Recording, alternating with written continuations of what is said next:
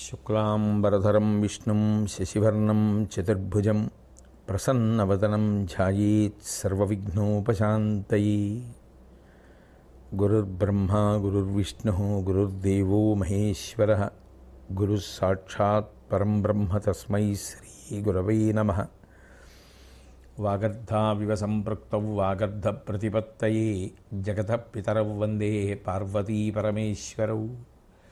సూక్తిం సమగ్రయతున స్వయమేవ లక్ష్మీ శ్రీరంగరాజమహిషీ మధురైకటాక్షై వైదగ్ధ్యవర్ణగుణగుంభనగౌరవైర్యాం కండూలకర్ణకుహరా కవయోధయంతి.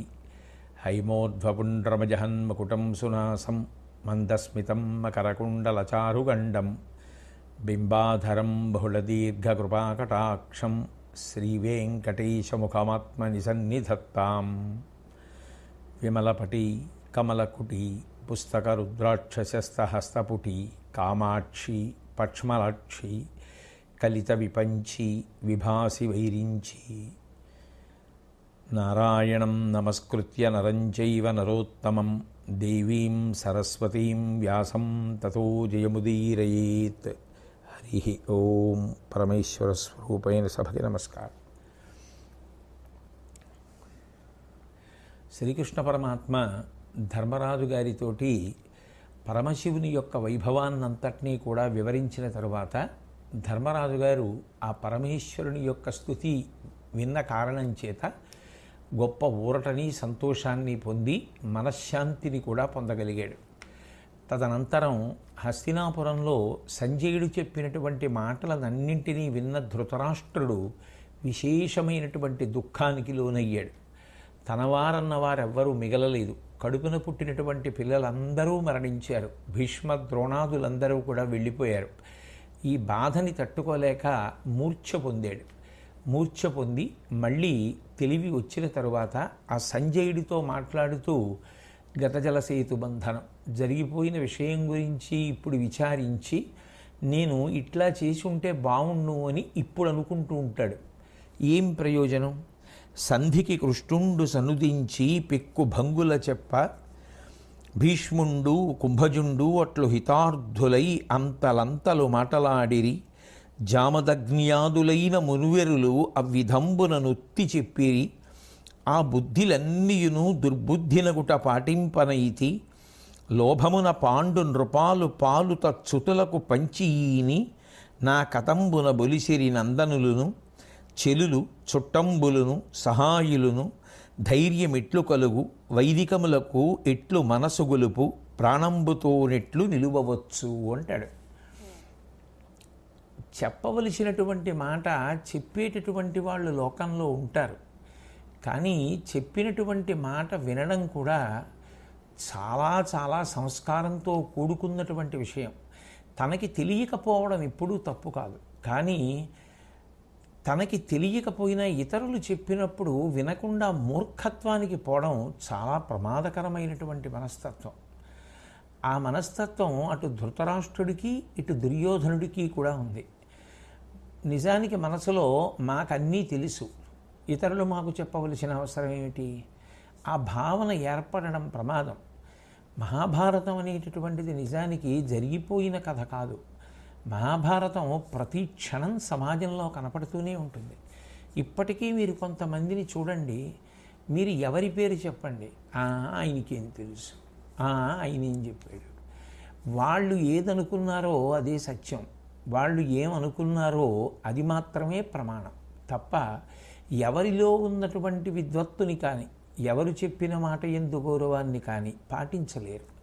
దానివలన అవతల వారికి తగ్గిపోయేదేం ఉండదు. ఒకడు ఇంకొకడికి కితాబులు ఇస్తే పెరిగిపోవడం అన్నది ఉండదు కదా ఆ లోకంలో. ఎవరి కృషి చేత, ఎవరి యొక్క అనుష్ఠాన బలం చేత, ఎవరి ధర్మాచరణం చేత వాళ్ళు ఈశ్వరుడి దృష్టిలో పెరుగుతూ ఉంటారు. అంత మాత్రం చేత ఎవరో ఏదో అంటే యువతల వారు తగ్గిపోవడం అన్నది లోకంలో ఉండదు. కానీ ఒకరు చెప్పిన మాట వినని కారణం చేత ఆత్మహాని జరుగుతుంది. మంచిని మంచిగా స్వీకరించగలిగినటువంటి నిష్పక్షపాతమైన బుద్ధి లేకపోతే ఒకరు చెప్పినప్పుడు నేను ఈ లోపాన్ని సరిదిద్దుకోవాలి, ఎంత ప్రేమ లేకపోతే వారు నాకు ఈ మాట చెప్పుంటారు, ఈ లోకంలో ఎవరూ తక్కువ కాదు, అందరికీ మంచి ఆలోచనలు ఉంటాయి.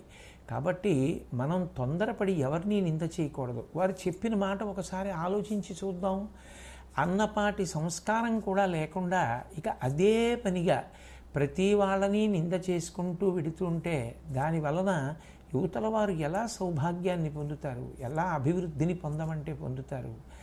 అది సమాజంలో ఎప్పుడూ కనపడేటటువంటి పోకడ. ఆనాడు కూడా ధృతరాష్ట్రుడికి దుర్యోధనుడికి ఉన్న పెద్ద సంకటం ఇదే. దీనివలన వాళ్ళొక్కళ్ళే నశించిపోలేదు, ఎన్ని కోట్ల మంది నశించిపోయారు, ఎంతమంది నిష్కారణంగా మరణించారు. అదే కదా కృపాచార్యుడు తలకొట్టుకున్నాడు. అర్థం లేని రణం, తగిన కారణం లేని రణం, ఎందుకు ఇంతమంది మరణించాలి? పోనీ రెండు పక్షాలలో ఉన్న వాళ్ళకి పట్టుదల ఉందనుకోండి, ఎవరూ మాట వినడానికి సిద్ధంగా లేక యుద్ధానికి వెడితే వేరు మాట. ధర్మరాజు గారు ఎంత క్రిందికి వచ్చేయాలో అంత క్రిందికి వచ్చేసాడు. 5 ఊళ్ళు ఇచ్చినా చాలన్నాడు. అయినా కూడా మాట వినకుండా యుద్ధమే యుద్ధమే యుద్ధమే అన్న దుర్యోధనుడు చిట్ట చివరికి ఏమైపోయాడు? పోనీ చెప్పేవాళ్ళు లోటయ్యారా? ఇప్పుడు అందరూ పోయాక ఏడుస్తున్నాడు ధృతరాష్ట్రుడు. సంధికి కృష్ణుండు సనుదించి పెక్కు భంగుల చెప్ప, సాక్షాత్ శ్రీకృష్ణ పరమాత్మ తానే స్వయంగా బయలుదేరి హస్తినాపురానికి వచ్చారు. వచ్చి ఏదో ఒక మాట చెప్పి వెళ్ళిపోవడం కాదు, ఆ సంధి చేసుకుంటే వచ్చే ప్రయోజనం ఏమిటి, సంధిని ఆదరించకపోతే జరిగేటటువంటి దుష్ప్రయోజనాలు ఎన్ని అన్నీ వివరించి చెప్పారు. భీష్ముండు కుంభజుండు అట్లు హితార్థులై అంతలంతలు మాటలాడిరి. భీష్మాచార్యుల వారు, ద్రోణాచార్యుల వారు ఎన్ని మాటలు చెప్పారు, ఎన్ని మాటలు చెప్పారు. మా హితం కోసం, మా వృద్ధి కోసం, మా మంచి కోసం, మా మేలు కోసం ఎంత చెప్పాలో అంత చెప్పారు.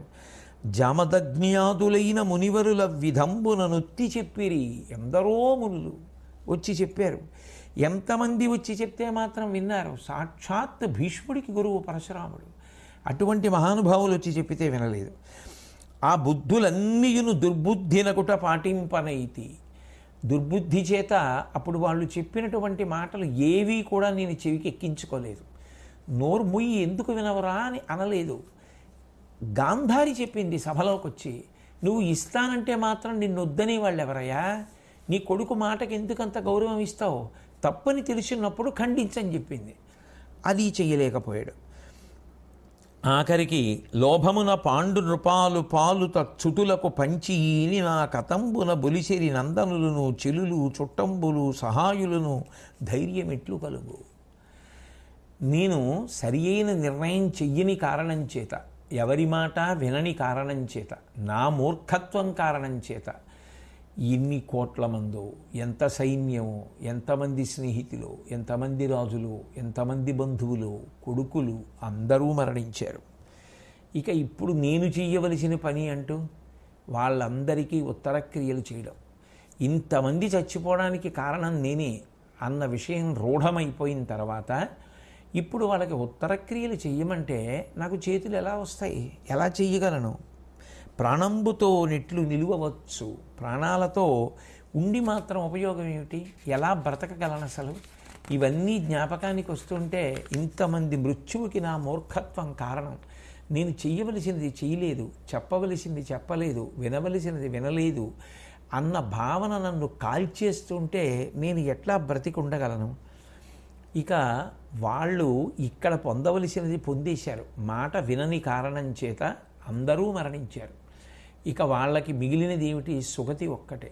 ఆ సుగతి వాళ్ళకి కలగాలి అంటే పాండురాజకుమారులైనటువంటి పాండవులు నిష్పక్షపాతమైనటువంటి బుద్ధి కలిగినటువంటి వారు, చేసినటువంటి ప్రతిజ్ఞలు నెరవేర్చడంలో నిష్ణాతులు కనుక వాళ్ళే చెయ్యాలి.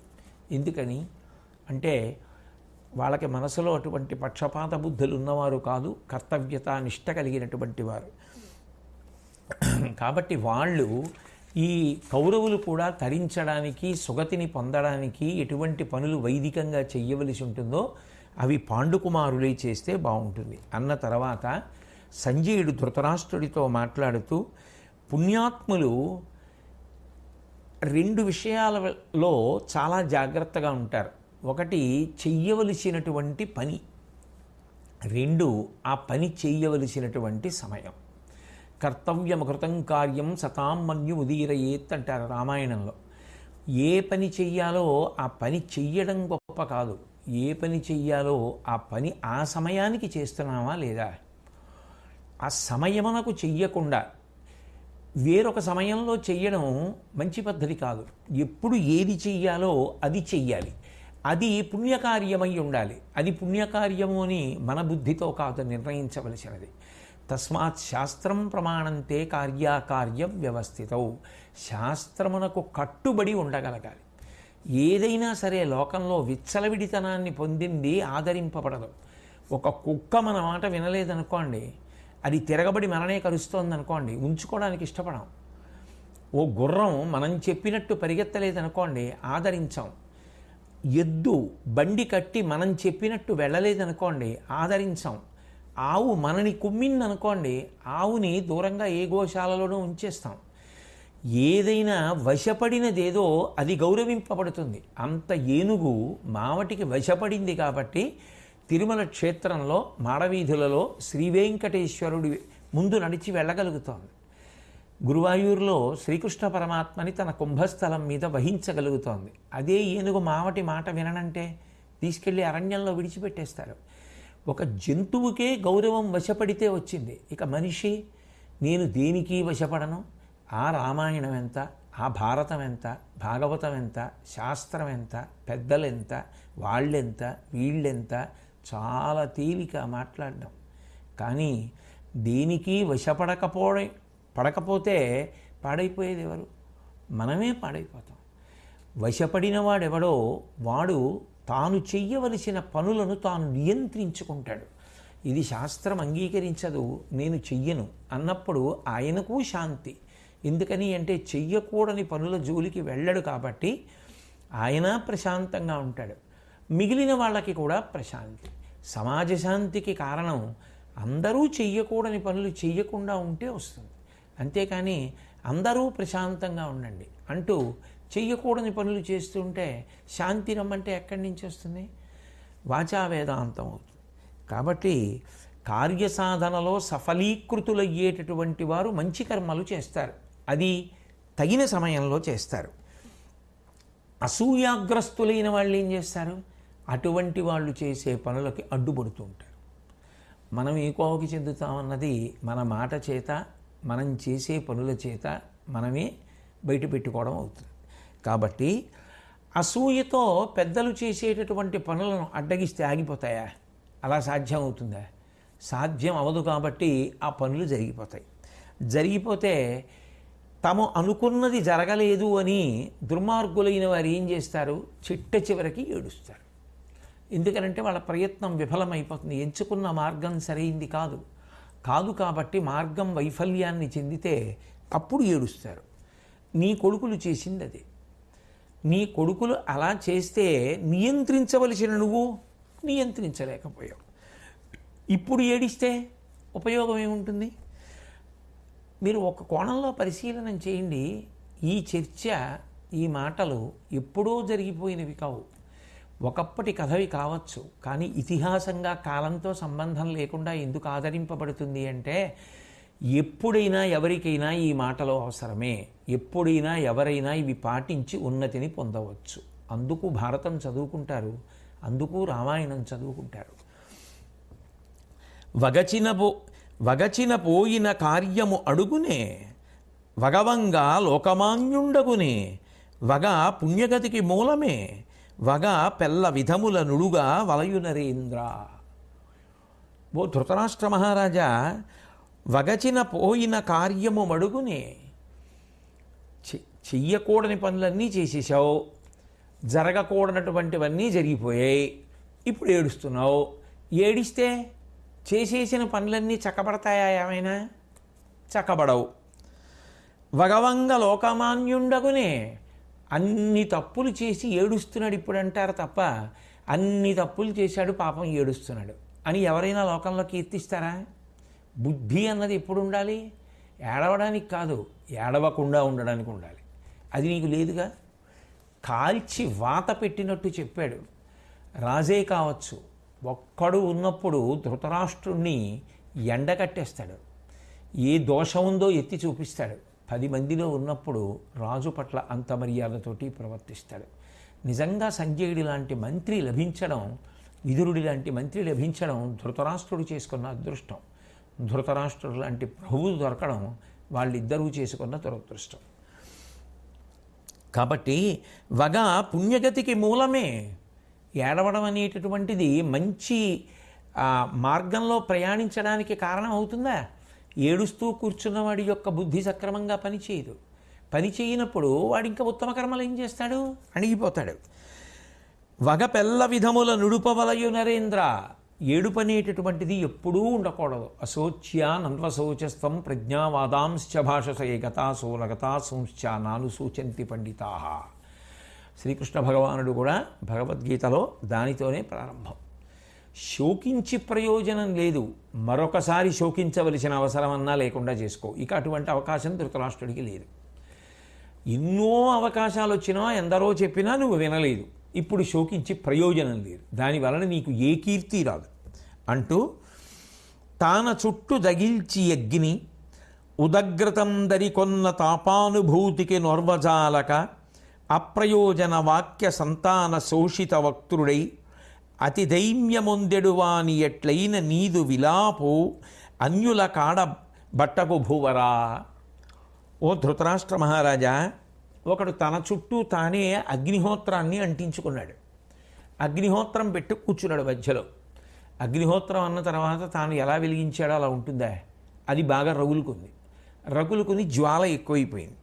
ఇప్పుడు ఆ జ్వాల ఎక్కువైపోతే ఆ వేడి తట్టుకోలేకపోయాడు. పోనీ బయటికి పోదామంటే తనే అంటించుకున్నాడు చుట్టూ, ఇక దాన్ని దాటలేడు. పోనీ ఆ మధ్యలో ఉండలేడు. ఎవరు కల్పించింది ఆ తాపం? ఎవ్వరూ కల్పించలేదు, నువ్వే కల్పించుకున్నావు. నీ చుట్టూ నువ్వే అగ్నిహోత్రాన్ని ఏర్పాటు చేసుకున్నావు, నువ్వే వెలిగించుకున్నావు, నువ్వే కూర్చున్నావు. నీకే నోరెండిపోయింది, నీకే దాహం వేసింది, నీ కళ్ళే తిరుగుతున్నాయి, నువ్వే శోషించిపోయావు. నువ్వు పెట్టుకున్న అగ్ని నువ్వే దాటలేకపోయావు. ఇప్పుడు దాని మధ్యలో కూర్చుని ఏడుస్తుంటే చుట్టూ వచ్చిన వాళ్ళు నవ్వుతారు. వీడేం పిచ్చాడా, వెర్రాడా, ఇటు అంత కష్టపడి మరీ అగ్నిహోత్రాన్ని ఏర్పాటు చేసుకున్నాడు. ఆ జ్వాల పెరిగిపోయిన తర్వాత ఇప్పుడు దాహం శోషించిపోతున్నాను, వేడి తాపం అని ఏడుస్తున్నాడు. ఈ బుద్ధి ముందుండద్దా? చుట్టూ అగ్ని వెలిగించుకుంటే వేడిగా ఉంటుందని తెలియదా? ఇంత బుద్ధిహీనత్వమా అని నలుగురు నవ్వరా ధృతరాష్ట్ర మహారాజా? ఇది ఎవరో నీకు చేసిన అపకారం కాదు, ఎవరో నీ బిడ్డల్ని చంపేయలేదు, మీకు మీరు చేసుకున్న అపకారం, మీకు మీరుగా పెట్టుకున్న అగ్నిహోత్రం. కాబట్టి ఇప్పుడు ఏడిచి ప్రయోజనం ఏముంది అన్నాడు. ఈలోగా మహానుభావుడైనటువంటి ఆ విదురుడు వచ్చి ఆయన చెప్పవలసినటువంటి మంచి మాటలన్నింటినీ కూడా ఆయన చెప్పాడు. తదనంతరం వ్యాసభగవానుడు వచ్చాడు. వచ్చి వ్యాసభగవానుడు మాట్లాడడం మొదలుపెట్టి ఇప్పుడు నువ్వు ఇంత బాధపడుతున్నావు కదా, బాధపడడం వల్ల వచ్చేటటువంటి ప్రయోజనం ఏమైనా ఉంటుందా నీకు? జనన మరణములు అనేటటువంటివి జరుగుతూ ఉంటాయి, ఇంతకు ముందు జరిగాయి, ఇప్పుడు జరుగుతున్నాయి, ఎప్పుడూ జరుగుతూనే ఉంటాయి. కానీ చెయ్యవలసినటువంటి కర్తవ్యాన్ని మాత్రం విడిచిపెట్టకూడదు. ఒకప్పుడు చెయ్యవలసిన కర్తవ్యాన్ని ఒకప్పుడు చెయ్యలేదు, ఇప్పుడు చెయ్యవలసిన కర్తవ్యాన్ని ఇప్పుడు చెయ్యాలి అంటూ ఆయన కొన్ని మంచి మాటలు చెప్పాడు. చెప్తూ మొదట విదురుడు గదు వచ్చాడు, విదురుడి తర్వాత వ్యాసుడు వచ్చాడు. ఆ వచ్చినటువంటి విదురుడు ధృతరాష్ట్ర మహారాజుకి ఆ సమయంలో మనసుకి హత్తుకునేటట్టుగా కాసేపు శోకాన్ని మర్చిపోయి వినవలసిన విషయం మీద దృష్టి పెట్టి వినేటట్టుగా, అది మనసు మీద ముద్ర పడేటట్టుగా, ఒక్క ధృతరాష్ట్రుడికి ఏమి నాబోటిగాళ్ళకి ఎందరికో అది హత్తుకునేటట్టుగా అద్భుతమైనటువంటి విషయాన్ని ఒక చిన్న కథ రూపంలో చెప్పాడు. మనిషి జీవితం ఎలా ఉంటుంది అన్నదాన్ని ఎంతో గొప్పగా మాట్లాడాడు. దాంట్లో ఒక వ్యక్తి అరణ్యంలో వెడుతున్నప్పుడు ఎన్నో క్రూర మృగాలు అన్ని వైపుల నుంచి వచ్చాయి. ఇన్ని క్రూర మృగాలు వచ్చేస్తున్నాయి, ఎక్కడ మీద పడిపోతాయో అని అడ్డదారుల వెంట వెళ్ళి తప్పుకునే ప్రయత్నం చేశాడు. ఎందరో దొంగలు వచ్చి మీద పడ్డారు. ఇప్పుడు ఆ దొంగల్ని చూసి భయపడిపోయి కదలలేక స్థాణువైపోయాడు. ఎక్కడి నుంచో ఒక స్త్రీ వచ్చి హఠాత్తుగా ఆయనని గట్టిగా కౌగిలించుకుని దూరంగా తీసుకెళ్ళేది. ఒక పెద్ద బావి ఉంది. ఆ బావి మీద తీగలన్నీ అల్లుకుపోయాయి. అందుకని అది కింద బావి అని ఎవరికి అర్థం కాదు. అటువంటి బావి మీదకి తీసుకెళ్ళింది. ఆ బావిలో పడిపోవాలి. ఇప్పుడు ఆ బావిలో పడిపోతున్న సమయంలో అదృష్టవశాత్తు ఈ పడిపోతున్నటువంటి వ్యక్తి యొక్క పాదములు ఆ తీగలలో చిక్కుకున్నాయి. ఆ చిక్కుకోవడంలో అతని తల కిందకుంది, పాదములు పైకున్నాయి. నుయ్యి లోపలికి ఎంతో లోతు లేదు, ఇంకా ఆ కిందకుంది. పోనీ నూతిలో పడిపోదామా అన్న నూతిలోంచి ఒక పెద్ద పాము ఒకటి పైకి లేచి పడగెత్తి చూస్తోంది. కరవడానికి తను అందట్లేదు, కొంచెం అంత ఎత్తులో ఉన్నాడు. కానీ ఇంకొంచెం జారితే బాగుండు, తల మీద కరుద్దామని పాము చూస్తోంది. ఈలోగా ఎక్కడి నుంచో ఒక పెద్ద ఏనుగు ఒకటి వచ్చింది. ఇది చాలదన్నట్టు ఆ పక్కనే ఉన్నటువంటి ఎలకలు ఆ నూతి పక్కన ఉన్నటువంటి చెట్టు వేర్లు కొరికేస్తున్నాయి. ఆ చెట్టుకి తేనె చుక్కలు ఆ తేనె పట్టులోంచి ఒక్కొక్క చుక్క పడుతుంటే ఇన్ని బాధల మధ్యలో ఉన్న వ్యక్తి ఆ నాలుక చాపి ఆ పడుతున్నటువంటి తేనె చుక్కల్ని చప్పరిస్తున్నాడు. మహారాజా, మనిషి జీవితం ఇలాగే ఉంటుంది. కాలం అనేటటువంటిది ఎవ్వరి కోసం ఆగదు. చెయ్యవలసిన పనులు చేస్తున్నా, చెయ్యవలసిన పనులు చేయకపోయినా, వినవలసిన మాటలు విన్నా, వినవలసిన మాటలు వినకపోయినా, చెయ్యకూడని పనులు చేస్తున్నా, మూర్ఖత్వంతో ఉన్నా, ఆర్ద్రతతో ఉన్నా కాలం మాత్రం వెళ్ళిపోతుంది. అలా వెళ్ళిపోతున్నప్పుడు అనేకమైనటువంటి రోగాలు చుట్టుముడతాయి. మనిషి శరీరం అన్న తర్వాత 365 రోజులు ఆరోగ్యంతో ఉండే అవకాశం ఉండదు కదా. ఎప్పుడో అప్పుడు ఏదో ఒక వ్యాధి వస్తూ ఉంటుంది. పోనీ ఒక సంవత్సరంలో కాకపోయినా ఎప్పుడో అప్పుడు ఏదో ఒక వ్యాధి వస్తుంది. వ్యాధులు చుట్టుముడుతుంటాయి. ఈ వ్యాధులు సరిపోలేదన్నట్టుగా అకస్మాత్తుగా ఒక స్త్రీ వచ్చి కౌగిలించుకొని తీసుకుపోయింది. అదే వృద్ధాప్యం. ఆ వృద్ధాప్యం వచ్చి పట్టుకున్న తర్వాత మనిషికి సంధిబంధములు సడలిపోతాయి, ఓపిక తగ్గిపోతుంది, జ్ఞాపక శక్తి క్షీణిస్తుంది, ఆకలి క్షీణించిపోతుంది. అయినా ఈ బంధనములు అనేటటువంటివి విడిచిపెట్టేవి కావు. తలకిందులుగా పడి ఉంటాడు. మృత్యువు ఎదురు చూస్తూ ఉంటుంది, ఎప్పుడు పట్టుకుందామా అని. అదే నూతిలో ఉన్నటువంటి పాము ఆ సంసారంలో తలకిందులుగా పడిపోయి ఉన్నాడు.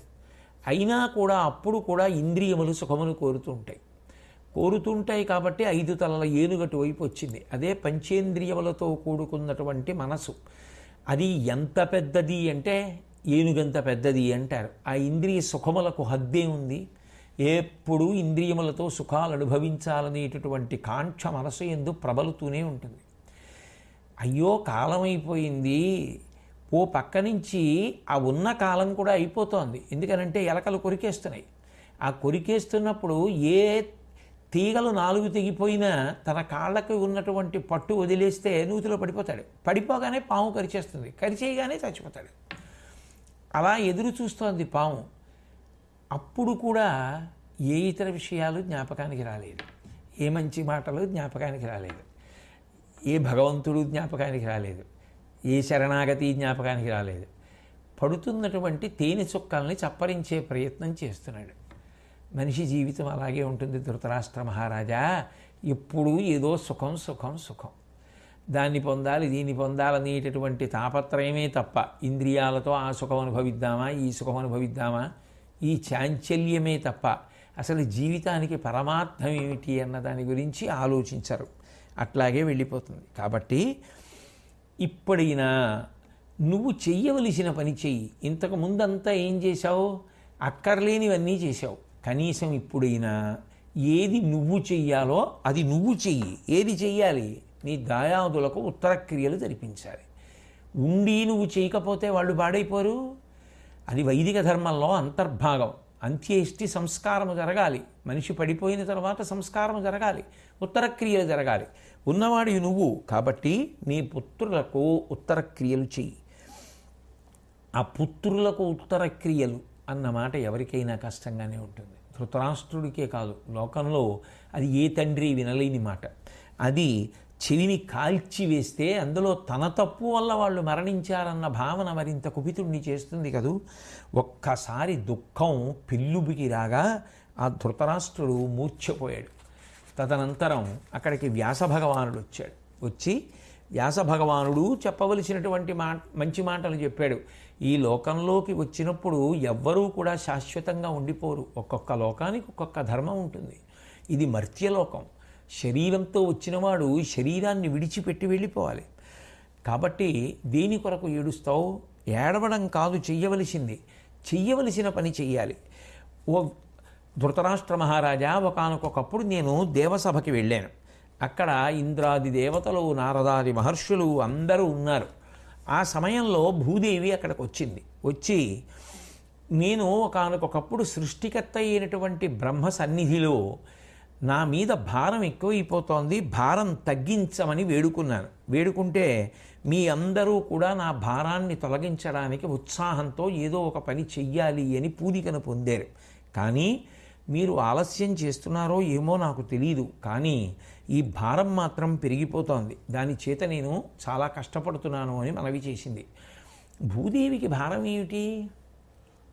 చెట్టుకి కాయభారమా? పాదుకి కాయభారమా? తల్లికి బిడ్డ భారమా? భూమికి మనం భారమా? అంటే భూమికి భారము అంటే లౌకికమైన బరువు అని కాదు దాని అర్థం. భగవంతుడు ఎట్లా బ్రతకమని చెప్పాడో అట్లా బ్రతకకుండా ఆయన ఏవి చెయ్యొద్దని చెప్పాడో అవి చెయ్యడమే ఉత్సాహభరితమైనటువంటి కార్యక్రమములైపోతే, అంటే పాపపు జీవనమునందు అనురక్తి పెరిగిపోతే అప్పుడు భూమికి భరించడం కష్టం అవుతుంది. తండ్రి శ్రీ మహావిష్ణువు ఆయన బిడ్డల్ని మీరు ఇలా బ్రతకండి అని వేదం ప్రమాణంగా ఇచ్చాడు. ఆయనేమీ పైశాచికవాది కాదు. ఆయనేమీ మనం దుఃఖపడుతుంటే చూసి సంతోషించేటటువంటి మనస్తత్వం ఉన్నవాడు కాదు. మీరు సంతోషంగా ఉండండి, మీరు సుఖాలు పొందండి అనే కళ్ళిచ్చాడు. అన్నీ చూడండి, చెట్లు చూడండి, దేవాలయాలు చూడండి, శిఖరాలు చూడండి, కొండలు చూడండి, మొక్కలు చూడండి, పువ్వులు చూడండి, పసిపిల్లల నవ్వులు చూడండి, గురువుల ముఖాలు చూడండి, మంచి పుస్తకాల వంక చూడండి, మంచి మంచి వ్యక్తుల్ని చూడండి, ప్రపంచాన్ని చూడండి. అన్నీ కల్పించాడు. చూడ్డానికి కళ్ళిచ్చాడు. ఎన్నో వాసనలు కల్పించాడు. ముక్కిచ్చాడు. ఎన్నో రుచులు కల్పించాడు. నాలుకిచ్చాడు. ఎంతమందినో కల్పించాడు. ముట్టుకుని సంతోషించమని అనుబంధాలు ఇచ్చాడు. తల్లి పాదాలు ముట్టుకుంటే ఓ సంతోషం, అమ్మ చెయ్యి పట్టుకుంటే ఓ సంతోషం, నాన్నగారి కాళ్ళు పడుతున్నప్పుడు ఒక సంతోషం, గురువుగారి పాదాలు ముట్టుకున్నప్పుడు పరమ సంతోషం. భార్య పక్కన ఆసరాగా ధర్మపత్నిగా నిలబడి తాను జీవితంలో అభ్యున్నతిని పొందడానికి కావలసిన వైదిక కార్యక్రమాలకి తోడ్పాటుగా నిలబడినప్పుడు, ఆమె వంక చూసినప్పుడు, ఆమె చెయ్యి పట్టుకున్నప్పుడు ఒక పెద్ద ఆలంబనం, ఒక సంతోషం. కొడుకు భుజం మీద చెయ్యేసినప్పుడు సంతోషం. కూతురు నాన్నగారండి అని వచ్చి పలకరిస్తే ఏమ్మా అని కూతురు చెయ్యి పట్టుకుంటే ఒక గొప్ప సంతోషం. మనవడి బుగ్గలు పుడిగితే ఒక సంతోషం. అనుభవించమన్నాడు ఈశ్వరుడు. వాటితో పాటుగా కొన్ని కొన్ని చెయ్యవద్దు అని చెప్పాడు. ఆయన చెయ్యరా, సంతోషించరా, ఆనందించరా అని ఇచ్చాడు. ఈ మార్గం తప్పి మాత్రం చేయకు అని ఒక మార్గాన్ని ప్రబోధం చేశాడు. దానికే ధర్మం అని పేరు. ధర్మచట్రాన్ని దాటకుండా అనుభవించు. ధర్మంతో కామాన్ని ముడేసుకో, ధర్మంతో అర్థాన్ని ముడివేసుకో, చాలు. నేనేం వద్దనలేదే. నీకు పులిహోర తినాలనుందా? చేసుకో, నైవేద్యం పెట్టుకో, కాస్త ఒకరికి పెట్టు, నువ్వు తిను, ఎవరొద్దన్నారు. చెయ్యకూడని పనుల జోలికి మాత్రం వెళ్ళకు అని ఈశ్వరుడు చెప్పాడు. ఆయన ఇచ్చినవన్నీ అనుభవించేస్తూ, ఆయన వద్దన్న పనులు చేస్తూ, అవి ఎందుకు చేయకూడదు అన్నవాడిని చూస్తే తల్లికి ఒళ్ళు మండుతుందా, మండదా? ఇలాంటి నీచుడికి జన్మనిచ్చాను, వీళ్ళ నాన్నగారు చెప్పిన మాట వినడు అని చెప్పి ముందు తల్లికేనా కోపం వస్తుంది? ఏ లౌకికంగా తల్లికి కోపం వస్తే తప్పులేంది, భరించే భూదేవికి కోపం వస్తే తప్పేమిటి? అందుకని ఆవిడ అడిగింది సభకి వెళ్ళి, నాకు భారం ఎలా తగ్గుతుందని అడిగింది. అంటే ఈ పాపపు జీవనము మీద అనురక్తి ఎప్పుడు పోతుంది వీళ్ళకి? అది ఆ పాఠం చెప్పవలసిన వాడెవరు? తండ్రి చెప్పాలి. అందుకని ఆవిడ సభలో అడిగింది ఆ మాట. శ్రీ మహావిష్ణువు యొక్క జోక్యం కావాలి, స్థితికర్త ఆయన. అడిగితే శ్రీ మహావిష్ణువు నవ్వుతూ ఆమెతో ఒక మాట అన్నారు. కొంతకాలంలో ధృతరాష్ట్రుడు అనేటటువంటి రాజు పుడతాడు. ఆయనకి 100 కొడుకులు పుడతారు. అందులో దుర్యోధనుడు అనబడేటటువంటి వాడు పెద్దవాడు పుడతాడు. వాడి కారణంగా నీ భారం అంతా పోతుంది. అదేమిటి వాడి కారణంగా ఎందుకు పోతుంది అంటే వాడే పెద్ద పాపపు జీవనంలో ఉండేవాడు. వాడికి ఆకర్షితులయ్యేవాళ్ళు, వాడి చుట్టుపక్కల ఉండేవాళ్ళు, వాడితో చేరేవాళ్ళు ఎవరు చేరుతారు? సహజంగా అటువంటి ప్రవృత్తి ఉన్న వాళ్ళే చేరుతారు. కాబట్టి వీళ్ళందరూ ఎవరి జోలికి వస్తారు? ధర్మం ఎక్కడుంటుందో దాని మీద శత్రుత్వం. లోకంలో ఒక విచిత్రమైన విషయం ఉంటుంది. సర్వసాధారణంగా ఎప్పుడైనా ఎవరికైనా ఇంకొకళ్ళతో గొడవ రావాలంటే వీళ్ళకి వాళ్ళకి పరిచయం ఉండాలి, మొట్టమొదటి విషయం. 2, వాళ్ళకి వీళ్ళకి కలహం రావడానికి ఏదో కారణం ఉంటుంది. చిన్నదో చితకదో ఏదో కారణం. కనీసంలో కనీసం మీ ఇంట్లో పెరిగిన చెట్టు కొమ్మ నుండి ఎండుటాకులు మా ఇంట ఎక్కువ రాలుచున్నవి, ఆ కారణానికైనా పోనీ దెబ్బలాడుకోవచ్చు. చెట్టు అన్న తర్వాత మరి ఆకులు రాలవు, అది కూడా దెబ్బలాటకు కారణమే అవ్వచ్చు కొన్ని చోట్ల. కానీ అసలు ఏ పరిచయం అక్కర్లేకుండా, అసలు అవతల వారేమిటో యువతల వారికి తెలియదు, ఆయన జీవిత విధానం ఏమిటో తెలియదు, కానీ అవతల వాడికి మాత్రం యువతల వారి మీద ఎంత చులకన భావనో, ఎంత కోపమో, ఆ పేరెత్తితే ఎంత మంటో. ఎందుకని అంటే ఆయన ధర్మాన్నన్నా చెప్తున్నాడు, ధార్మికమైన మార్గంలోనూ ఉన్నాడు. అదే కారణం. అందుకే సర్వసాధారణంగా లోకంలో ధర్మాత్ముల పట్ల తగినంత కారణం అక్కర్లేకుండానే అధర్మాత్ములకి కలహం ఉద్భవిస్తుంది. ఎందుకు అంటే అవతలవాడు ధర్మాత్ముడు అవడమే కారణం. దానివల్లే యువతల వారికి నచ్చదు. ఆయనకి అసలు ధర్మ ప్రచారంతో కానీ, ధర్మంతో కానీ, ధార్మికమైన అనుష్ఠానంతో కానీ సంబంధం లేనివాడు అనుకోండి, యువతల ఆయన ఎందుకు పట్టించుకుంటాడు? పట్టించుకోడు.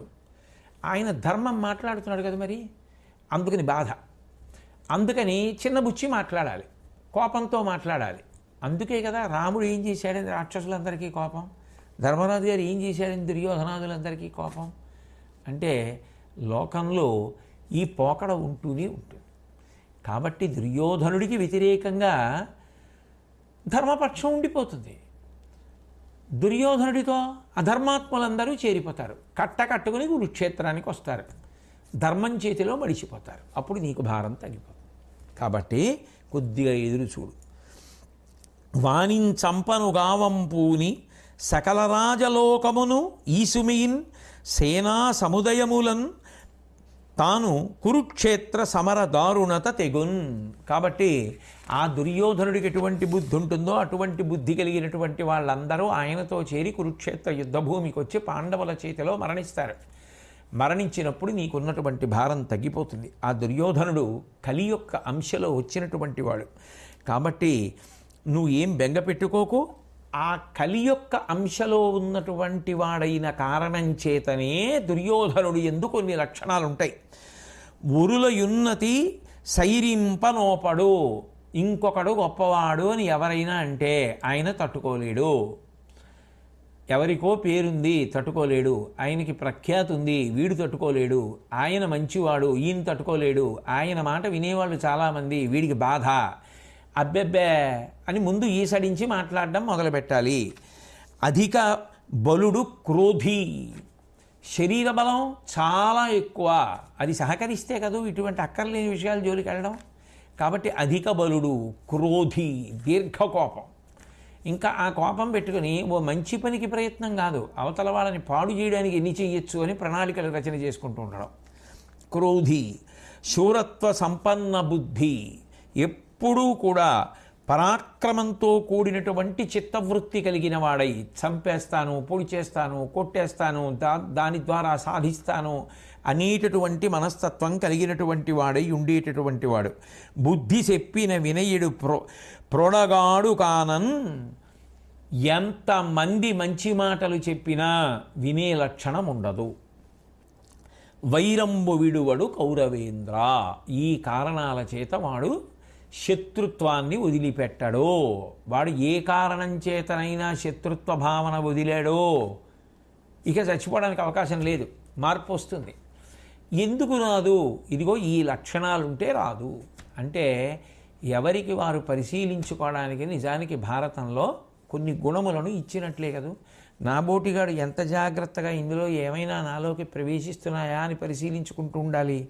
ఉరుల యున్నతి సైరింపనోపడు, ఇంకొకళ్ళకి పేరు ప్రఖ్యాతి వస్తే తనకి ఒళ్ళు మండిపోతూ ఉండడం ఎంత అన్యాయం. ఆయన ఎంత కష్టపడ్డాడు, ఎంత చదువుకున్నారు, ఎంత చదువుకుంటే ఎంత సరస్వతీ కటాక్షం ఉంటే అలా చెప్పగలుగుతున్నారు. ఆయన దీనికోసం చెప్తున్నారు. ఆయన దాని మీద ఏం కోరారు అన్న ఆలోచన లేకుండా అసూయ పెంచుకుంటూ ఉండడం. అధిక బలుడు, శరీరంలో బలం ఉంటే ఆ బలాన్ని దేనికి ఉపయోగించాలి? 10 మంది అభ్యున్నతి కోసం ఉపయోగించాలి. బలం ఉంది కానీ దాన్ని ఉపయోగించే విధానంలో దోషం. క్రోధి, మనసులో ఎప్పుడు ఎవరి మీద ఆలోచన చేసినా కోపం పెట్టుకుని ఆలోచనే. ఎందుకని అంటే ఎవరి పేరైనా ఎత్తగానే ఆయన ఎంతటి వాడండి అని తక్కువ చేయడం, వాళ్ళని తక్కువ చేసి మాట్లాడుతూ ఉండడం, వాళ్ళ గురించి ఇంకా ఎవరైనా ఎక్కువ మాట్లాడితే పాడు చేసే కార్యక్రమాలు ఆలోచిస్తూ ఉండడం. శూరత్వ సంపన్న బుద్ధి, ఎప్పుడు శరీర బలంతోనే కార్యం సాధించగలం అనుకోవడం. బుద్ధి చెప్పిన వినయుడు ప్రొడగాడు కానన్, ఎవరొచ్చి చెప్పినా వినకపోవడం. ఇప్పుడు వాడిని భగవంతుడు కూడా మార్చలేడండి అంటారు. బహుశా భారతంలోంచి వచ్చిందేమో. పరిపూర్ణావతారమైనటువంటి శ్రీకృష్ణ పరమాత్మ వచ్చి చెప్పారు, వాడు వినలేదు, ఇంకేం చేస్తారు? కాబట్టి అటువంటి వాడు వస్తాడు, వాడి కారణంగా భయంకరమైన యుద్ధం జరుగుతుంది. జరిగినప్పుడు భూభారం తొలగిపోతుంది అని శ్రీ మహావిష్ణువు చెప్పగా ఆ దేవతా సభకి వెళ్ళినటువంటి నేను విన్నాను. కాబట్టి నీ కొడుకు నీకు కొడుకే కాబట్టి ఏడుస్తావు, కానీ నీ కొడుకుతో చేరిన వారు మరణించడం లోకంలో ఎవరూ ఏడవడానికి కారణం మాత్రం కాదు. ఎందుకంటే పరమ దుర్మార్గుడైనటువంటి వాడు కనుక అని వ్యాస భగవానుడు చెప్పి ఈ విషయం నారదుడు ధర్మరాజు గారికి ఎప్పుడూ చెప్పాడు.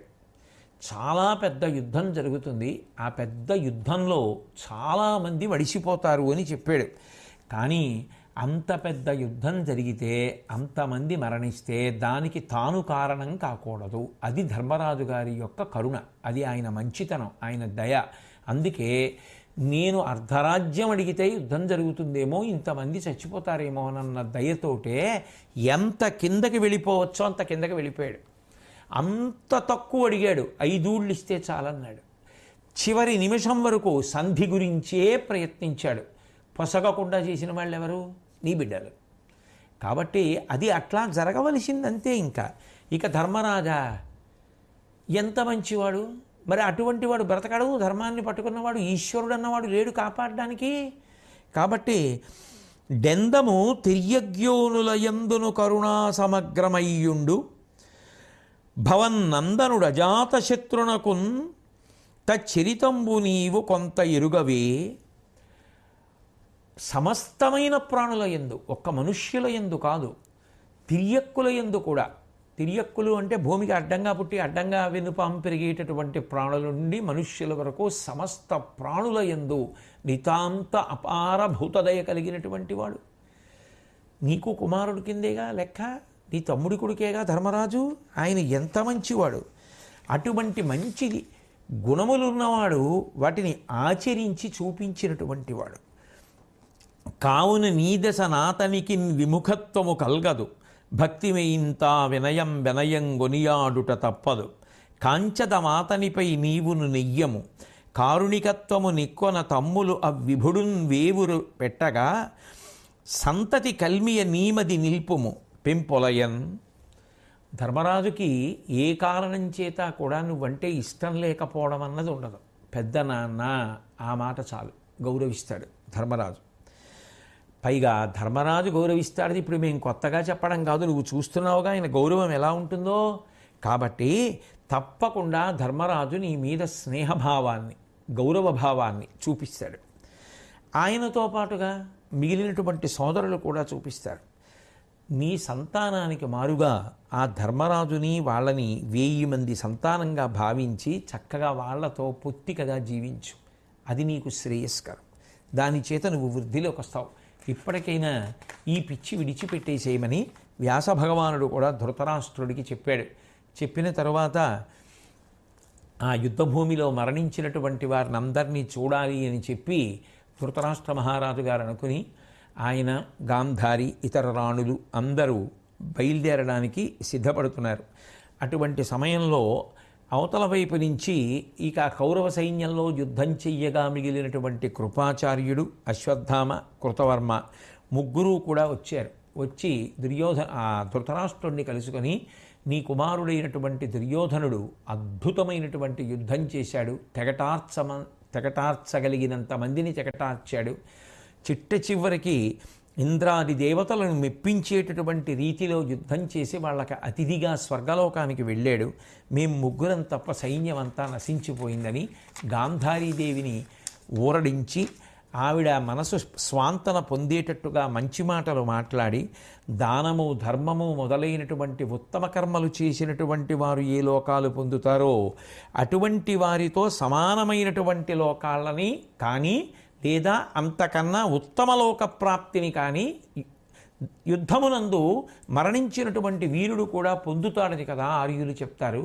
కాబట్టి ధృతరాష్ట్ర మహారాజా, దుర్యోధనాది వీరులందరూ కూడా దాన ధర్మాది పుణ్యకర్మలు చేసినటువంటి మహాత్ములు పొందేటటువంటి లోకముల కన్నా ఉత్తమ లోకములను పొందుతారనేటటువంటిది నిర్వివాదాంశం కనుక నువ్వు సంతోషంగా ఉండమని చెప్పి ఆ భీముడు దుర్యోధనుడితో యుద్ధం చేసేటప్పుడు నియమాలు పాటించకుండా నాభి కింద కొట్టి క్రూరంగా చంపేశాడు. ఆ చంపేసినటువంటి కారణం చేత మాకు ఆగ్రహం వచ్చి ఆ రోజు రాత్రి పాండవ శిబిరాల మీద దాడి చేసి దృష్టజుమ్నాదులందరినీ కూడా వధించి అక్కడ ఉన్నటువంటి ఏనుగులు, గుర్రాలు మొదలైనటువంటి వాటిని కూడా చంపేశాం. పాండవులు మమ్మల్ని వెతుక్కుంటూ వస్తుంటారు, పాండవుల చేతిలో పడితే మేము మరణిస్తాం, అందుకని మేము ముగ్గురం 3 మార్గాల్లో వెళ్ళిపోతున్నామని చెప్పి వాళ్ళ దగ్గర సెలవు తీసుకుని ఆ ధృతరాష్ట్ర మహారాజు గారికి, గాంధారీదేవికి ప్రదక్షిణం చేసి అక్కడి నుంచి బయలుదేరి గంగా తీరానికి వెళ్ళారు. అక్కడి నుంచి కృపాచార్యుడు హస్తినాపురానికి వెళ్ళిపోయాడు, కృతవర్మ ద్వారకా నగరానికి వెళ్ళిపోయాడు, అశ్వత్థామ మళ్ళీ వ్యాసాశ్రమం దగ్గరికి వెళ్ళి తపస్సు చేయడం ప్రారంభం చేశాడు. దానికి ముందు వ్యాసాశ్రమం దగ్గర ఉన్నప్పుడే పాండవులు రావడం, ఆయన శిరస్సులో ఉన్న మణిని గ్రహించడం మొదలైనటువంటి కథ అంతా కూడా జరిగింది. ధర్మరాజు కూడా పరివారం అంతటితో కలిసి ద్రౌపదీదేవి సోదరులు అందరినీ తీసుకొని తండ్రి అయినటువంటి ధృతరాష్ట్ర మహారాజు దర్శనం కోసం హస్తినాపురానికి వెళ్ళి ఆయన యుద్ధభూమికి వెళ్ళాడు అని తెలుసుకొని మరునాటి ఉదయం తాను కూడా హస్తినాపురాన్ని దగ్గర నుంచి బయలుదేరి యుద్ధభూమికి వచ్చేటప్పటికీ ఆ ఉదయాన అక్కడే ఈ ధృతరాష్ట్రుణ్ణి కూడా కలుసుకోవడం జరిగింది. ధర్మరాజు గారు వస్తుంటే ఈ కౌరవుల వైపు మరణించినటువంటి వీరుల యొక్క భార్యలందరూ కూడా చూసి, ఈ ధర్మరాజే రాజ్యం కోసం ఇంతమందిని పొట్టన పెట్టుకున్నాడు, ఇంతమంది మరణించారు, ఇప్పుడు ఏమనుభవిస్తాడో, చెల్లెలి భర్తాని కూడా చూడకుండా సైంధవుణ్ణి చంపాడు, సహజం కదా. ఆ బాధలో ఉన్నప్పుడు ఆ ఆక్రోశం కలిగినప్పుడు అప్పుడు చాలా పద్ధతిగా మాట్లాడాలి అని కోరుకోవడం కూడా కొంచెం కష్టమైనటువంటి విషయం. కాబట్టి ఆ స్త్రీలందరూ కూడా ధర్మరాజు గారిని, పాండవుల్ని నింద చేస్తూ మాట్లాడారు. ఆ వచ్చినటువంటి ధర్మరాజు గారు తన సోదరులతోటి, కృష్ణ పరమాత్మతోటి, సాత్యకితోటి ఉండి ఒక్కొక్కరిని ధృతరాష్ట్ర మహారాజు గారికి చూపిస్తున్నాడు. అందరూ నమస్కారం చేశారు. వీడు పెద్ద తమ్ముడు భీముడు, వీడు అర్జునుడు, వీడు నకులుడు, వీడు సహదేవుడు అని చూపిస్తూ మాట్లాడుతున్నప్పుడు మిగిలిన వాళ్ళ పేర్లు ఎత్తినప్పుడు ధృతరాష్ట్రుడు ప్రశాంతంగా ఉన్నాడు. భీముడి పేరు ఎత్తేటప్పటికీ ముఖంలో రంగు మారిపోయింది. లోపల నుంచి కోపం దహించేస్తున్నట్లుగా ఆ ధృతరాష్ట్రుడి ముఖంలో వచ్చేటటువంటి మార్పుని శ్రీకృష్ణ పరమాత్మ కనిపెట్టారు. ఎంత అధార్మికమైన పనైనా చేయడానికి బహుశా ధృతరాష్ట్రుడు సిద్ధపడుతున్నాడు, తగిన జాగ్రత్త తీసుకోవాలి అని అనుకున్నారు. అనుకుని ఆ భీముణ్ణి దగ్గరికి పిలిచాడు కౌగిలించుకోవడానికి ధృతరాష్ట్రుడు. శ్రీకృష్ణ పరమాత్మ భీముణ్ణి ఆపు చేసి భీముడిలాంటిదే ఒక ఇనప విగ్రహం ఒకటి తయారు చేయించి తీసుకొచ్చారు. దాన్ని ధృతరాష్ట్రుడి దగ్గరికి తోశారు. తొయ్యగానే ధృతరాష్ట్రుడు భీముడే అనుకుని చాలా క్రోధంతో 1000 ఏనుగుల బలంతో గట్టిగా విగ్రహాన్ని కౌగిలించుకొని తన బలమంతా చూపించి ఆ గట్టిగా నొక్కేటప్పటికీ ఆ విగ్రహం ముక్కలై కింద పడిపోయింది.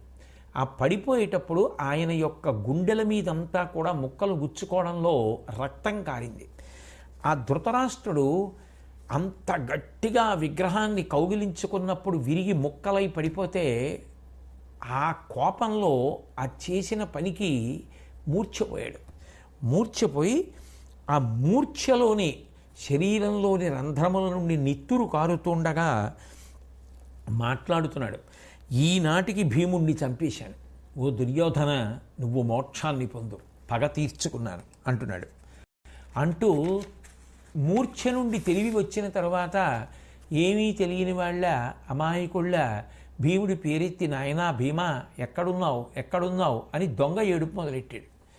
మొదలెడితే శ్రీకృష్ణ పరమాత్మ అప్పుడు భీముణ్ణి దగ్గరికి పంపించి, ధృతరాష్ట్ర మహారాజా నువ్వు ఏం చేద్దామనుకున్నావనేటటువంటిది లోకానికి అంతటికీ తెలిసిపోయింది. నువ్వు గ్రుడ్డి మహారాజు కానీ వీళ్ళందరికీ కళ్ళు ఉన్నాయిగా, నువ్వేం చేశావో తెలిసిపోయిందిగా, నువ్వేమన్నావో వినపడింది కదా అని చెప్పి, అడలనీటికి నీ చేత పడడు భీముడు, ఇప్పుడు భంజింపబడినది ఇనుపరూపు, వినుము నీ కోపమెరిగియు వెనుక కథని దిగిచి ఏను నీ ముందట దీని నిడితి. నీ కోపం, నీ అధార్మికమైనటువంటి చేష్టితములు, నువ్వు ఎంత పనైనా చేస్తావనే భీముడిని నీ దగ్గరికి రాకుండా ఆపి ఇనప విగ్రహాన్ని పంపించాను. కాబట్టి భీముడికి ఏదో అయిపోయిందని నువ్వేం బెంగపెట్టుకోకు, భీముడికి ఏమీ అవ్వలేదు, ఆయనేం మరణించలేదు, చక్కగా ఉన్నాడు, ఇదిగో భీముడు చూడు అని పంపించాడు. పంపించి నువ్వు నీ భుజములు సామాన్యమైనటువంటివా, దాని బలం సామాన్యమైందా, ప్రళయకాలంలో విజృంభించేటటువంటి రుద్రుడి యొక్క కోరలు ఎలా ఉంటాయో నీ భుజములు అటువంటివి, అందుకని ఈయన్ని తప్పించాను. ఇన్ని కష్టాలు పడ్డావు, ఇన్ని పాపాలు చేశావు, ఎవ్వరి మాట వినలేదు, వాళ్ళ రాజ్యం తీసుకుందాం అనుకున్నావు, వాళ్ళన్ని కష్టాలు పడ్డారు, నీ తమ్ముడి బిడ్డలు పిల్లలందరూ చచ్చిపోయారు, ఇంకా ఏం సాధిద్దామనుకుని భీముణ్ణి చంపేద్దామని అనుకున్నావు.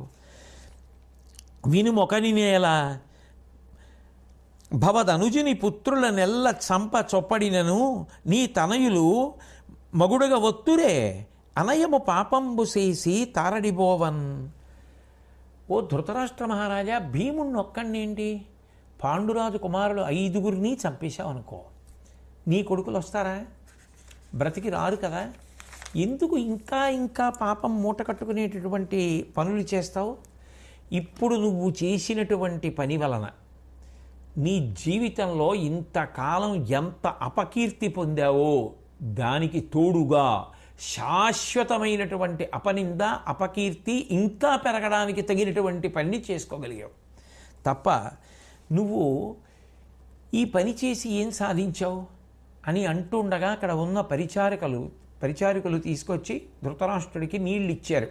ఆ ఒళ్ళంతా కడుక్కున్నాడు. కడుక్కుని ఆ రక్తాన్నంతటినీ కడిగేసుకున్న తర్వాత శ్రీకృష్ణ పరమాత్మ కాల్చి వాత పెట్టారంటారే అలా అడిగారు.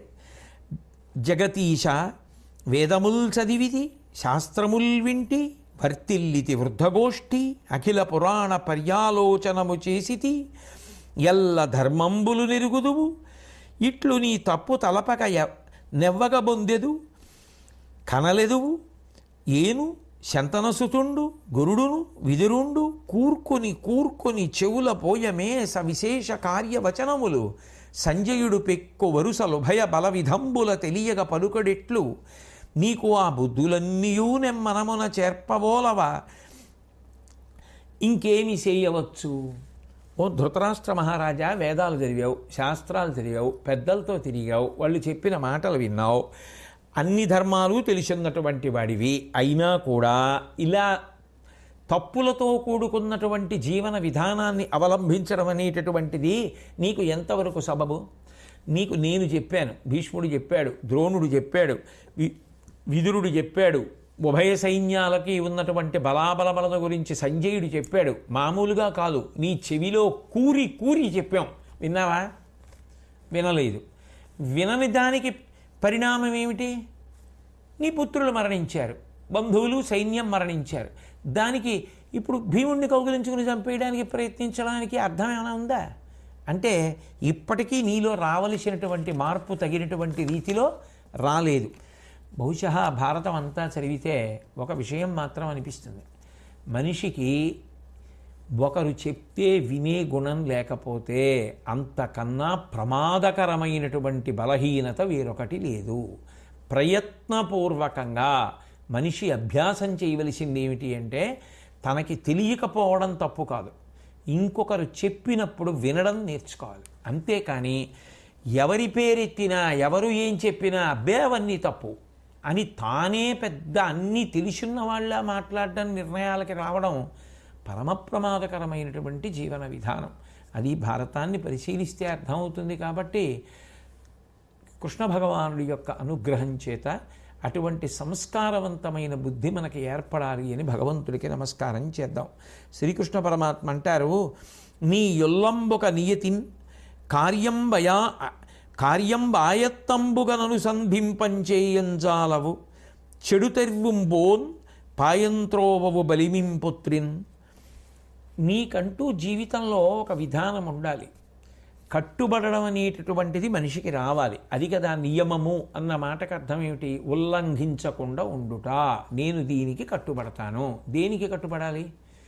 నీ అంత నువ్వు పెట్టుకుని కట్టుబడడం ప్రయోజనకరం కావచ్చు, కాకపోవచ్చు. కాబట్టి దేనికి కట్టుబడాలి? మనం ఆలోచించవలసిన అవసరం లేదు. అమ్మ వండి పెట్టిన అన్నం మన ఆరోగ్యానికి ఎంత హేతువో, బలానికి ఎంత హేతువో, వృద్ధికి ఎంత హేతువో, వికసనమునకు ఎంత హేతువో, అలా పెద్దలైనటువంటి ఋషులు మన కొరకు ఇచ్చినటువంటి వాంగ్మయం, భగవంతుడు పెట్టిన ధర్మం అంత గొప్పవి. ఆ చట్రంలో ఇమిడే ప్రయత్నం చెయ్యాలి. ప్రయత్నం చేసి అప్పుడు ఏం చేయాలి? ఏ పనినైనా చేసేటటువంటి ప్రయత్నం చెయ్యాలి. అది నీకు మొదటి నుంచి అలవాటు కాలేదు. అసలు ఎన్ని విన్నా వినడానికి పనికొస్తాయి తప్పించి అట్లా బ్రతకడానికి నువ్వెన్నడూ ప్రయత్నించలేదు. 2, మాట వినని నీ కొడుకుని మాట వినేటట్టుగా చేసుకోవాలి. లేకపోతే అది ప్రమాదానికి వెళ్ళి ఒక్క కొడుకుతో ఆగదు, కోట్ల మంది పోతారని. కొడుకు వెళ్ళకూడని మార్గంలోంచి కొడుకుని త్రప్పించి మంచి మార్గంలోకి మళ్ళించే ప్రయత్నం నువ్వెన్నడూ చేయలేదు. ఈ 2 నీ యందు ప్రబల దోషములు. ఆనాడు ద్రౌపదీదేవిని కొప్పు పట్టుకుని ఈడ్చి సభలోనికి తీసుకొచ్చి ఏకవస్త్రని వివస్త్రని చేసే ప్రయత్నం చేశారు. నీకు కోడలు కాదా? నువ్వు మామగారివి కావా? మామగారిగా సభలో రక్షించవలసిన కర్తవ్యం నీకు లేదా? నిర్వర్తించావా? కొడుకుల మీద ప్రేమతో మిన్నకుండిపోయావు. కొడుకుల యొక్క దుష్ట చరిత్ర ఒకసారి బాగా ఆలోచించుకో. ఆలోచించుకుంటే వాళ్ళు బ్రతకడానికి యోగ్యులా, మరణించడానికి యోగ్యులా నీకే అర్థమవుతుంది. ఒకసారి నువ్వు అర్థం చేసుకుని నిర్ణయించుకుంటే శాంతి నీకు కలుగుతుంది. కాబట్టి శాంతి ఎవరో తెచ్చిచ్చేది కాదు, నువ్వు పొందవలసింది. శాంతి పొందడానికి ఏ పద్ధతిలో ఆలోచించాలో ఆ పద్ధతిలో ఆలోచించు, శాంతి పొందుతావు. ఇంకా ఆక్రోశంతో బ్రతకాలనుకుంటే శాంతి పొందలేవు అని అంటూ, ఇప్పుడు కొడుకులు పోయిన తరువాత ఇంకా ఇంత కోపం పెట్టుకుని ప్రవర్తించడం మర్యాదతో కూడుకున్న విధానం కాదని చెప్పిన తరువాత ధృతరాష్ట్రుడు అంగీకరించి, నీ మాటలన్నీ సత్యములే కృష్ణ, కొడుకులు చనిపోయారనేటటువంటి కోపంతో నేను ప్రవర్తించకూడని రీతిలో ప్రవర్తించాను. ఇలా ప్రవర్తించినప్పుడు నువ్వు నన్ను మందలించడం చాలా సహేతుకం. ఇప్పుడు నేను తెలివిని పొందాను, నువ్వు చెప్పిన మాటలు నా తలకెక్కే. కాబట్టి ఇక పైన నేను నా తమ్ముడి కుమారుల్ని నా కుమారులుగానే చూసుకుంటాను, సక్రమమైన రీతిలో నడుచుకుంటాను అని కృష్ణ పరమాత్మతో చెప్పారు. చెప్పిన తర్వాత ఆ భీమార్జున నకుల సహదేవుల్ని చూపించారు. ప్రేమతో ధృతరాష్ట్ర మహారాజు కౌగిలించుకున్నాడు. కౌగిలించుకుని ఆ యుయుత్సుణ్ణి చూశాడు. ఆ ధృతరాష్ట్రుని యొక్క కుమారుడే, ఆయనకు వైశ్య భార్య యందు జన్మించినవాడు. ఆయన్ని కౌగిలించుకుని సంతోషించాడు. తదనంతరం మీరందరూ వెళ్ళి గాంధారీదేవి దర్శనం చేయండి అన్నాడు. పాండవులందరూ కూడా గాంధారి దగ్గరికి వెళ్ళారు. పాండవులు వచ్చారు అనేటప్పటికీ ఆ కుంతీదేవి యొక్క 5 కుమారులు బ్రతికున్నారు, నా కుమారుడు ఒక్కడు కూడా బ్రతికి లేడు అనేటటువంటి బాధతో ఆ యుద్ధం ధర్మరాజు గారు చేయించబట్టి ఇంత యుద్ధం జరిగింది, దానిలో ధర్మరాజు విజయం పొందాడు, దుర్యోధనుడు అపజయం పొంది మరణించాడు అన్న భావన ఒక్కసారి ఆక్రోశంగా మారగానే గాంధారి ధర్మరాజుని శపించే ప్రయత్నం చేసింది. సమస్త జీవుల యొక్క మనోభావములను గ్రహించగలిగిన శక్తి కలిగిన వ్యాస భగవానుడు సామాజిక కర్తవ్యాన్ని దృష్టిలో పెట్టుకొని వెంటనే అక్కడ ప్రత్యక్షమై గాంధారీదేవి నువ్వు శపించవద్దు ఊరడిల్లు అంటూ పాండవేయాగ్రజుపై నల్కమానుము రాజసంబేల ఈ రాజు ధర్మపరుడు నీవించుక పాటించి వినవమ్మా చెప్పెదా కౌరవశ్రేష్ఠుడనికి చనుచుండి తల్లి దీవెనయుమ్ము జయముగా నాకని పలికిన ఆ కుమారుతోడని పేర్మికి నీడుగా కొడుకా ఎక్కడ నుండు ధర్మమక్కడకు జయము సేరుననవే భూరి ఘోర యుద్ధంబున గెలుపుకొనిరిగాన తలప ధర్మపరుల కాగవలయు పాండుతనూజులు అసూయలేని బుద్ధి చూడుమెట్లు. వ్యాసభగవానుడు వచ్చి మాట్లాడుతూ ఎందుకమ్మా పాండవుల మీద ఆగ్రహం చూపిస్తావు, ఎందుకమ్మా ఈ రజోగుణంతో కూడుకున్నటువంటి బుద్ధి, ఈ ధర్మరాజు పరమ ధార్మికుడు కదా, నువ్వు నేను చెప్తున్నటువంటి మాటల్ని సావధానంగా వినేటటువంటి ప్రయత్నం చెయ్యి. నీ కుమారుడైనటువంటి దుర్యోధనుడు యుద్ధానికి వెడుతూ వచ్చి నీ పాదములకు నమస్కరించి అమ్మా నాకు విజయం కలగాలని ఆశీర్వదించు అన్నాడు. అని అడిగితే నువ్వేమన్నావు అప్పుడు ఆ రోజున? ఎక్కడ ధర్మం ఉంటుందో అక్కడ జయం కలుగుతుందిరా అన్నావు. ఇప్పుడు నీ మాట ప్రకారమే జరిగింది. ధర్మం పాండవుల పక్షాన ఉంది కాబట్టి జయం పాండవులకు కలిగింది. ఇప్పుడు నువ్వు ధార్మికులైనటువంటి పాండవుల్ని శపించడానికి ప్రయత్నించడం న్యాయమా? కాబట్టి అసూయ పొందవద్దు, వాళ్ళ పట్ల నిష్కారణంగా నువ్వు అసూయ చూపించి శపించడానికి ప్రయత్నం చెయ్యవద్దు అంటే, అయ్యయ్యో నాకు అసూయ పుట్టడమా, నా మనసులో అసూయ అనేటటువంటిది ఎంత మాత్రము లేదు అని చెప్తూ ఆవిడ ఆ భీమసేనుణ్ణి ఉద్దేశించి ఒక మాట అంది. నేను వీళ్ళు నశించిపోవాలని కోరుకోవడం లేదు, కానీ ఇంతమంది పుత్రులు మరణించారనేటటువంటి దుఃఖం మనసులో పెరిగిపోయినటువంటి కారణం చేత శపించాలని అనుకున్నాను. పాండవులు కుంతీదేవికి ఎంతో, నాకు కూడా అంతే. నాకు తెలుసు దుర్యోధనుడి యొక్క తుంటరితనం చేత, శకుని కర్ణ దుశ్శాసనుల యొక్క దుర్మార్గపు ఆలోచనల చేత అందరూ కలిసి నశించిపోయారు. నాకు ఆ విషయంలో ఏ విధమైనటువంటి అనుమానం లేదు. కానీ నా కోపానికి కారణం ఏమిటంటే, ఈ భీముడు దుర్యోధనుడితో యుద్ధం చేసేటప్పుడు నాభికి కింది భాగంలో కొట్టి తొడలు విరిచి దుర్యోధనుడిని చంపచ్చా? తప్పు కదా. యుద్ధ నియమాలు పాటించాలి కదా. పాటించకుండా అట్లా యుద్ధం చేసి నా కొడుకుని చంపాడన్న విషయం నాకు జ్ఞాపకానికి వచ్చినప్పుడు ఆ బాధ నేను తట్టుకోలేకపోతున్నాను. కాబట్టి నాకే కాదు ఎవరికైనా అటువంటిది వింటే కోపం రాకుండా ఉంటుందా? ఎందుకు చేశావు భీమా అని అడిగింది. అడిగితే భీముడు జవాబు చెప్తూ, తలపోసి చూడంగ ధర్మమయ్యే అధర్మమయ్యే నే ప్రాణభయంబు కథన అట్లు చేసితి కృపయార సైరింపుము నీది పుత్రుడు లావు నేర్పు కలడు కావున అమ్మెయిగాని ఓర్వంగరాదు అది అట్టులుండే ధర్మాత్మజునకు పాడితో వచ్చనే పరిభవం వతనిచే ద్రౌపది ఏకవస్త్రయు రజస్వలయును కాదే అప్పుడు దయమాలి కొలువున కీడ్చి తేరబంచి ఏమి అనియే అతడు వినవే ఊరుల పుణ్యకాంతకు చూపు టెరుగవే విశుద్ధ చరిత. అమ్మా, దుర్యోధనుణ్ణి చంపినప్పుడు నేను ధర్మం పాటించానో అధర్మం పాటించానో వదిలేయి. నా ప్రాణాలు నేను రక్షించుకోవాలి. నీ కొడుక్కి బలం ఎక్కువ, ఉపాయం ఎక్కువ, కాబట్టి తొడల మీద కొట్టి చంపేశాను. అది వదిలిపెట్టు. అమ్మా, నువ్వు ఒక్క విషయాన్ని గమనించు. నా అన్నగారైనటువంటి ధర్మరాజు నీ కుమారుడైనటువంటి దుర్యోధనుడి వల్ల ఎన్ని కష్టాలు పడ్డాడమ్మా. మా ఇల్లాలైనటువంటి ద్రౌపదీదేవి ఏకవస్త్ర అయినటువంటి దాన్ని నిండు సభలోకి ఈడ్పించి వివస్త్రను చేసే ప్రయత్నం చేసి అంత నిండు సభలో తన తొడ కొట్టి చూపించి వచ్చి తన తొడ మీద కూర్చోమన్నాడే, అది తప్పు కాదా అమ్మా? మరి ఆనాడు అటువంటి తప్పు చేసిన వాడి తొడలు విరగ్గొట్టేస్తానని ప్రతిజ్ఞ చేశాను. అసలు నిజానికి ఆ రోజునే ఆ తొడలు చూర్ణం కింద కొట్టాలి. కానీ ధర్మరాజు గారి మాటకి కట్టుబడి ఊరుకున్నాను. చేసిన ప్రతిజ్ఞ నెరవేర్చుకోవాలి కదా, అందుకని తొడల మీద కొట్టాను. కాబట్టి అమ్మా, నువ్వు దానికి అంత తప్పు పట్టవలసిన అవసరం నాకు కనపట్టలేదు.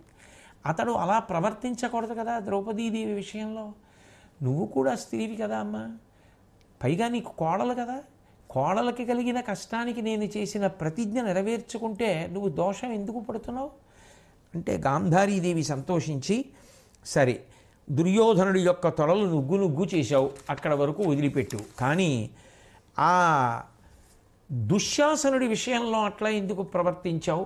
గుండెలు పగలకొట్టి నెత్తురు త్రాగేవే యుద్ధభూమిలో, అట్లా ప్రవర్తించచ్చా అని అడిగితే, దుర్యోధనుడి విషయంలో కూడా నువ్వు ఆ తొడలు విరగొట్టి పడగొట్టావు, దానికి ఏదో కారణం చెప్తున్నావు, మరి దుశ్శాసనుడి విషయంలో?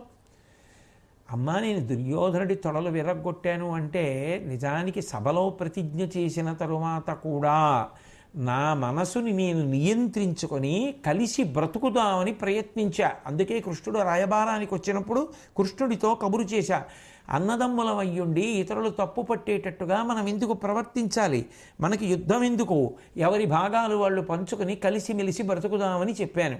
కానీ విన్నాడా నీ కొడుకు? రాజ్య విభాగానికి ఒప్పుకోలేదు కదమ్మా, దానివలన కదా యుద్ధం జరిగింది. యుద్ధం జరిగిన తర్వాత ఎవరి ప్రతిజ్ఞలు వాళ్ళు నెరవేర్చుకుంటారు కదా, అందుకని నాభి కింద కొట్టి పడగొట్టాను. ఇక దుశ్శాసనుడి విషయంలో అమ్మ నీ ప్రశ్న ఏమిటంటావు? వైరిని చంపుదురుగాక వ్రచ్చి నెత్తురెత్తుకొని క్రోలు క్రూరాత్ములు చటనైన ఎన్నడే నీయు కలిగిరే ఇవు తక్క అది వృకోదర వృక విధమసురభంగి. ఓ భీమ, నువ్వు దుశ్శాసనుణ్ణి చంపినటువంటి విధానం ఏమాత్రం అంగీకారయోగ్యం కాదు అని కదమ్మా నువ్వు అంటున్నావు. అది ఒక తోడేలు ప్రవర్తించవలసిన విధానం, లేదా ఒక అసురుడు రాక్షసుడు ప్రవర్తించవలసినటువంటి విధానం. ఒక వ్యక్తిని చంపి గుండెలు బద్దలగొట్టి నెత్తురు తీసుకుని ఎవరైనా తాగుతారా అని కదమ్మా నువ్వు అడిగావు. నేను ఒక్క మాట చెప్తాను వినమ్మా. ఆ సభలోని కట్లు ద్రుపదాత్మజ తాగాసిన నీక్షి వల్వలులువగా కినుకంచేసిన బాసకై పెదవి చేర్చితి దుశ్శాసను శోణితంబు ఇది నిజంబరయన్. అమ్మా నేను నిజంగా తోడేలు తాగినట్టు కానీ రాక్షసులు తాగినట్టు కానీ నీ కొడుకు యొక్క నెత్తురు తాగలేదు, పరమసత్యం చెప్తున్నాను.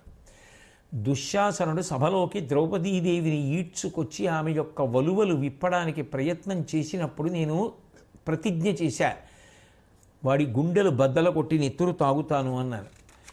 ఆ ప్రతిజ్ఞ నెరవేర్చుకోవడానికి ప్రయత్నించాను. అమ్మా నేను పరమసత్యం చెప్తున్నాను, దోసిటితో నెత్తురు తీసుకుని పెదవికి ఆంచుకున్నాను తప్ప నేను ఆ నెత్తురు తాగలేదు. కురు సైన్యంలో ఉన్నటువంటి మహావీరులందరూ కూడా చుట్టుముట్టి నన్ను వెనక్కి తోసేస్తుంటే, నా ప్రతిజ్ఞ నేను నెరవేర్చుకోకుండా వాళ్ళు అడ్డొస్తుంటే వాళ్ళని భయపెట్టడానికి నెత్తురు తాగినట్టుగా నటించి నా ముఖం మీద ఒంటి మీద చల్లుకున్నట్టు కనపడ్డాను తప్ప నిజానికి నేను నెత్తురు తాగలేదు. నాకు కావలసినవి రెండు ప్రయోజనాలే. ఒకటి, వాళ్ళు భయపడాలి ఆ సైన్యము వీరులు. రెండు, వాళ్ళెవరూ నా దగ్గరకు రాకుండా ఉండాలి. అప్పుడు నేను చేసిన ప్రతిజ్ఞ నేను పూర్తి చెయ్యొచ్చు. అందుకని దుశ్శాసనుడి గుండెలు చీల్చాను తప్ప నెత్తురు పెదవి దగ్గర వరకు పెట్టుకున్నాను తప్ప అమ్మా నేను నెత్తురు త్రాగలేదు. అన్యజనముల శోణితమైన అధిక పాతకమని విందు అనుజరక్తమాన నేనెంత వెర్రినే, అంత పాపకర్ముడనే, తల్లి అంత నిష్కరుణమతినే. అమ్మ అసలు లోకంలో ఇతర వ్యక్తుల యొక్క నెత్తురు త్రాగడమే మహాపాతకం. అటువంటిది నాకు సోదరుడు కదమ్మా, సోదరుడైనటువంటి వాడి నెత్తురు తాగేటంత మహాపాపం చేసేవాణ్ణి అని ఎలా నమ్మావమ్మా? అంత దయలేనివాణ్ణా? కాదు, నేను ఎక్కడ వరకు ప్రతిజ్ఞ చేశానో అక్కడ వరకు మాత్రమే నెరవేర్చాను తప్ప నేను నెత్తురు త్రాగలేదమ్మా, నిజం చెప్తున్నాను అన్నాడు భీముడు. గాంధారీదేవి కొంతవరకు ఊరట పొంది, అది సరే 100 కొడుకుల్ని చంపేశావే, ఒక్క కొడుకు బతికి ఉంటే నీ ఏకఛత్రాధిపత్యానికి అడ్డొచ్చాడా, మీ పరిపాలనకు అడ్డొచ్చాడా? గుడ్డిరాజు కదా ధృతరాష్ట్రుడు, మీ పెద్దనాన్నకి కళ్ళు లేవు కదా, ఒక్కడినైనా తోడుగా బ్రతికించడానికి మీరు ప్రయత్నించలేదే అని ఆమె మనసులో వెంటనే ధర్మరాజు గారు మెదిలి ఆ ధర్మరాజు ఏడి, ఆ రాజు ధర్మజుడేడి అని అడిగింది. అడిగేటప్పటికి ఆ కోపంలో ఎక్కడ శపిస్తుందో అని భయపడిపోయినటువంటి ధర్మరాజు గారు చేతులు వణికిపోతుండగా నమస్కారం చేస్తూ గబగబా గాంధారి దగ్గరికి వెళ్ళాడు. వెళ్ళినవాడు చాలా చాలా తెలివిగా ప్రవర్తించాడు. ఏదో తప్పు చేసిన పిల్లవాడిని అమ్మ ఏడివాడు అందనుకోండి, వాడు వచ్చి, అమ్మ నిజమేనమ్మా, నేను అలా చేయకూడదమ్మా, నేను ఆ తప్పు చేశానమ్మా, నేను ఆ తప్పు చేసిన మాట నిజమేనమ్మా, కానీ ఇంకెప్పుడు చేయనమ్మా, నన్ను కొట్టేయమ్మా, నన్ను చిత కొట్టేయమ్మా అని వచ్చి నించున్నాడు అనుకోండి, ఏమంటుంది అమ్మ ఇంకా? అట్లా ధర్మరాజు గారు గాంధారి దగ్గరికి వెళ్ళి, నీ పుత్రుల చంపించిన పాపాత్ముని క్రూరచిత్తు పరివాదార్హున్ శాపంబున బొలియింపుము భూపాలక వల్లభాభి పూజిత చరణ. మహారాజుల యొక్క భార్యలు వంగి నమస్కరిస్తే వాళ్ళ చేత పూజింపబడేటటువంటి పాదములు కలిగినటువంటి ఓ గాంధారీదేవి, నీ కుమారుల్ని చంపించినటువంటి క్రూరచిత్తుడు నిందార్హుడైనటువంటి ధర్మరాజు ఇడిగో నీ ముందే నించునున్నాడు. జీవమేటికి రాజ్యమేటికి చెల్లు చుట్టల బిడ్డలం చావచూచిన ఎట్టి ద్రోహికి సర్వభోగములీటికిన్ నావుడున్మరు మాటలాడగా నాలుకాడకయుండి ఆ దేవి యూర్పు నిగిచ్చే ఉష్ణము దీర్ఘము పరుషంబుగన్. బంధువులు కుమారులు ఇంతమంది మరణించడానికి కారణమైనటువంటి ద్రోహినమ్మ ఇంకా ప్రాణాలతో ఎందుకు ఉండాలి? నాకు రాజ్యం ఎందుకు, వైభవాలు ఎందుకు? అమ్మా నీ ఇష్టం వచ్చినట్టుగా నన్ను శాసించు అని చెప్పి వెళ్ళి ఆ గాంధారీదేవి పాదాల దగ్గర పడిపోయి ఏడ్చేసేటప్పటికీ గాంధారికి నోట మాట రాలేదు. ఏమీ అనలేక ధర్మరాజుని శపించకుండా ఉండిపోయి వేడి నిట్టూర్పులు విడుస్తూ ఉండిపోయింది. కానీ ఆ ధర్మరాజు గారు లేచి రెండు చేతులు పైకెత్తి నొసటన చేర్చి నమస్కరిస్తున్నటువంటి సమయంలో గాంధారీదేవి కళ్ళకి కట్టుకున్నటువంటి కట్టు కొద్దిగా జారినంత మాత్రం చేత ఆవిడ కోపంతో చూచిన చూపు ధర్మరాజు గారి యొక్క పాదములకు ఉన్న వేళ్ల చివరి భాగాలకి తగిలేటప్పటికీ అవి కవిలిపోయాయి. అంటే ఆమె చూపు అంత తీవ్రంగా ఉంది. వెంటనే ఆ అర్జునుడు కృష్ణుడికి వెనక్కి వెళ్ళిపోయి నించున్నాడు. భీముడు, నకులుడు, సహదేవుడు అందరూ కూడా గబగబా పక్కకి తప్పుకున్నారు. అప్పుడు గాంధారీదేవి తన కోపం ఉపశమనాన్ని పొంది, అవునులే వీళ్ళు చేసిన దోషమే ఉంది, తెలుసు కదా, నా బిడ్డలైనటువంటి దుర్యోధనాదులు చేసిన దోషమే కదా అని వెళ్ళి మీ అమ్మ కుంతిని దర్శనం చేయండి అంది. వీళ్ళందరూ కుంతీదేవి దగ్గరికి వెళ్ళారు. ఆ బిడ్డల్ని చూసుకుంది, వాళ్ళకి తగిలిన గాయాలన్నీ తడిమి చూసింది, ఎంతో బాధపడింది, ఆక్రోశించింది, ఏడ్చింది. ద్రౌపదీదేవి వచ్చింది, అత్తగారికి నమస్కరించింది. బిడ్డలు పోయినటువంటి బాధ. ఈలోగా గాంధారి ఆ కుంతీదేవి కూడా కలుసుకున్న తర్వాత వాళ్ళిద్దరి మధ్య జరిగినటువంటి మాటలు చాలా ఆశ్చర్యకరమైనటువంటి మాట. నిజంగా అటువంటి పరిస్థితి కలిగేటట్టుగా ఎవ్వడూ ఎప్పుడూ మూర్ఖత్వంతో ప్రవర్తించకూడదు అనిపిస్తుంది. గాంధారి అంది, కుంతి నువ్వు నన్ను ఓదార్చు, నేను నిన్ను ఓదారుస్తాను. ఎందుకంటే నీవారు మరణించారు, నా బిడ్డలు నా వారు మరణించారు, అటు అభిమన్యాదులు మరణించారు, ఉపపాండవులు మరణించారు, ఇక్కడ ఈవిడికి బిడ్డలు పోయారు.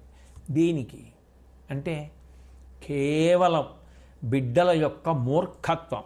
ప్రత్యేకించి ఆ దుర్యోధనాదులు చెప్పిన మాట వినని కారణం చేత చిట్ట చివరికి తల్లులు ఏడవలసినటువంటి పరిస్థితి ఏర్పడింది. కాబట్టి ఇటువంటి స్థితి కలిగిందని అందరూ శోకించారు, తర్వాత ఊరడిల్లారు. ఈలోగా గాంధారీదేవి ఒక్కసారి యుద్ధభూమిలోకి వెళ్ళి మరణించినటువంటి వారి యొక్క శరీరములన్నీ చూసి రావాలి అని సంకల్పం చేసుకుంది.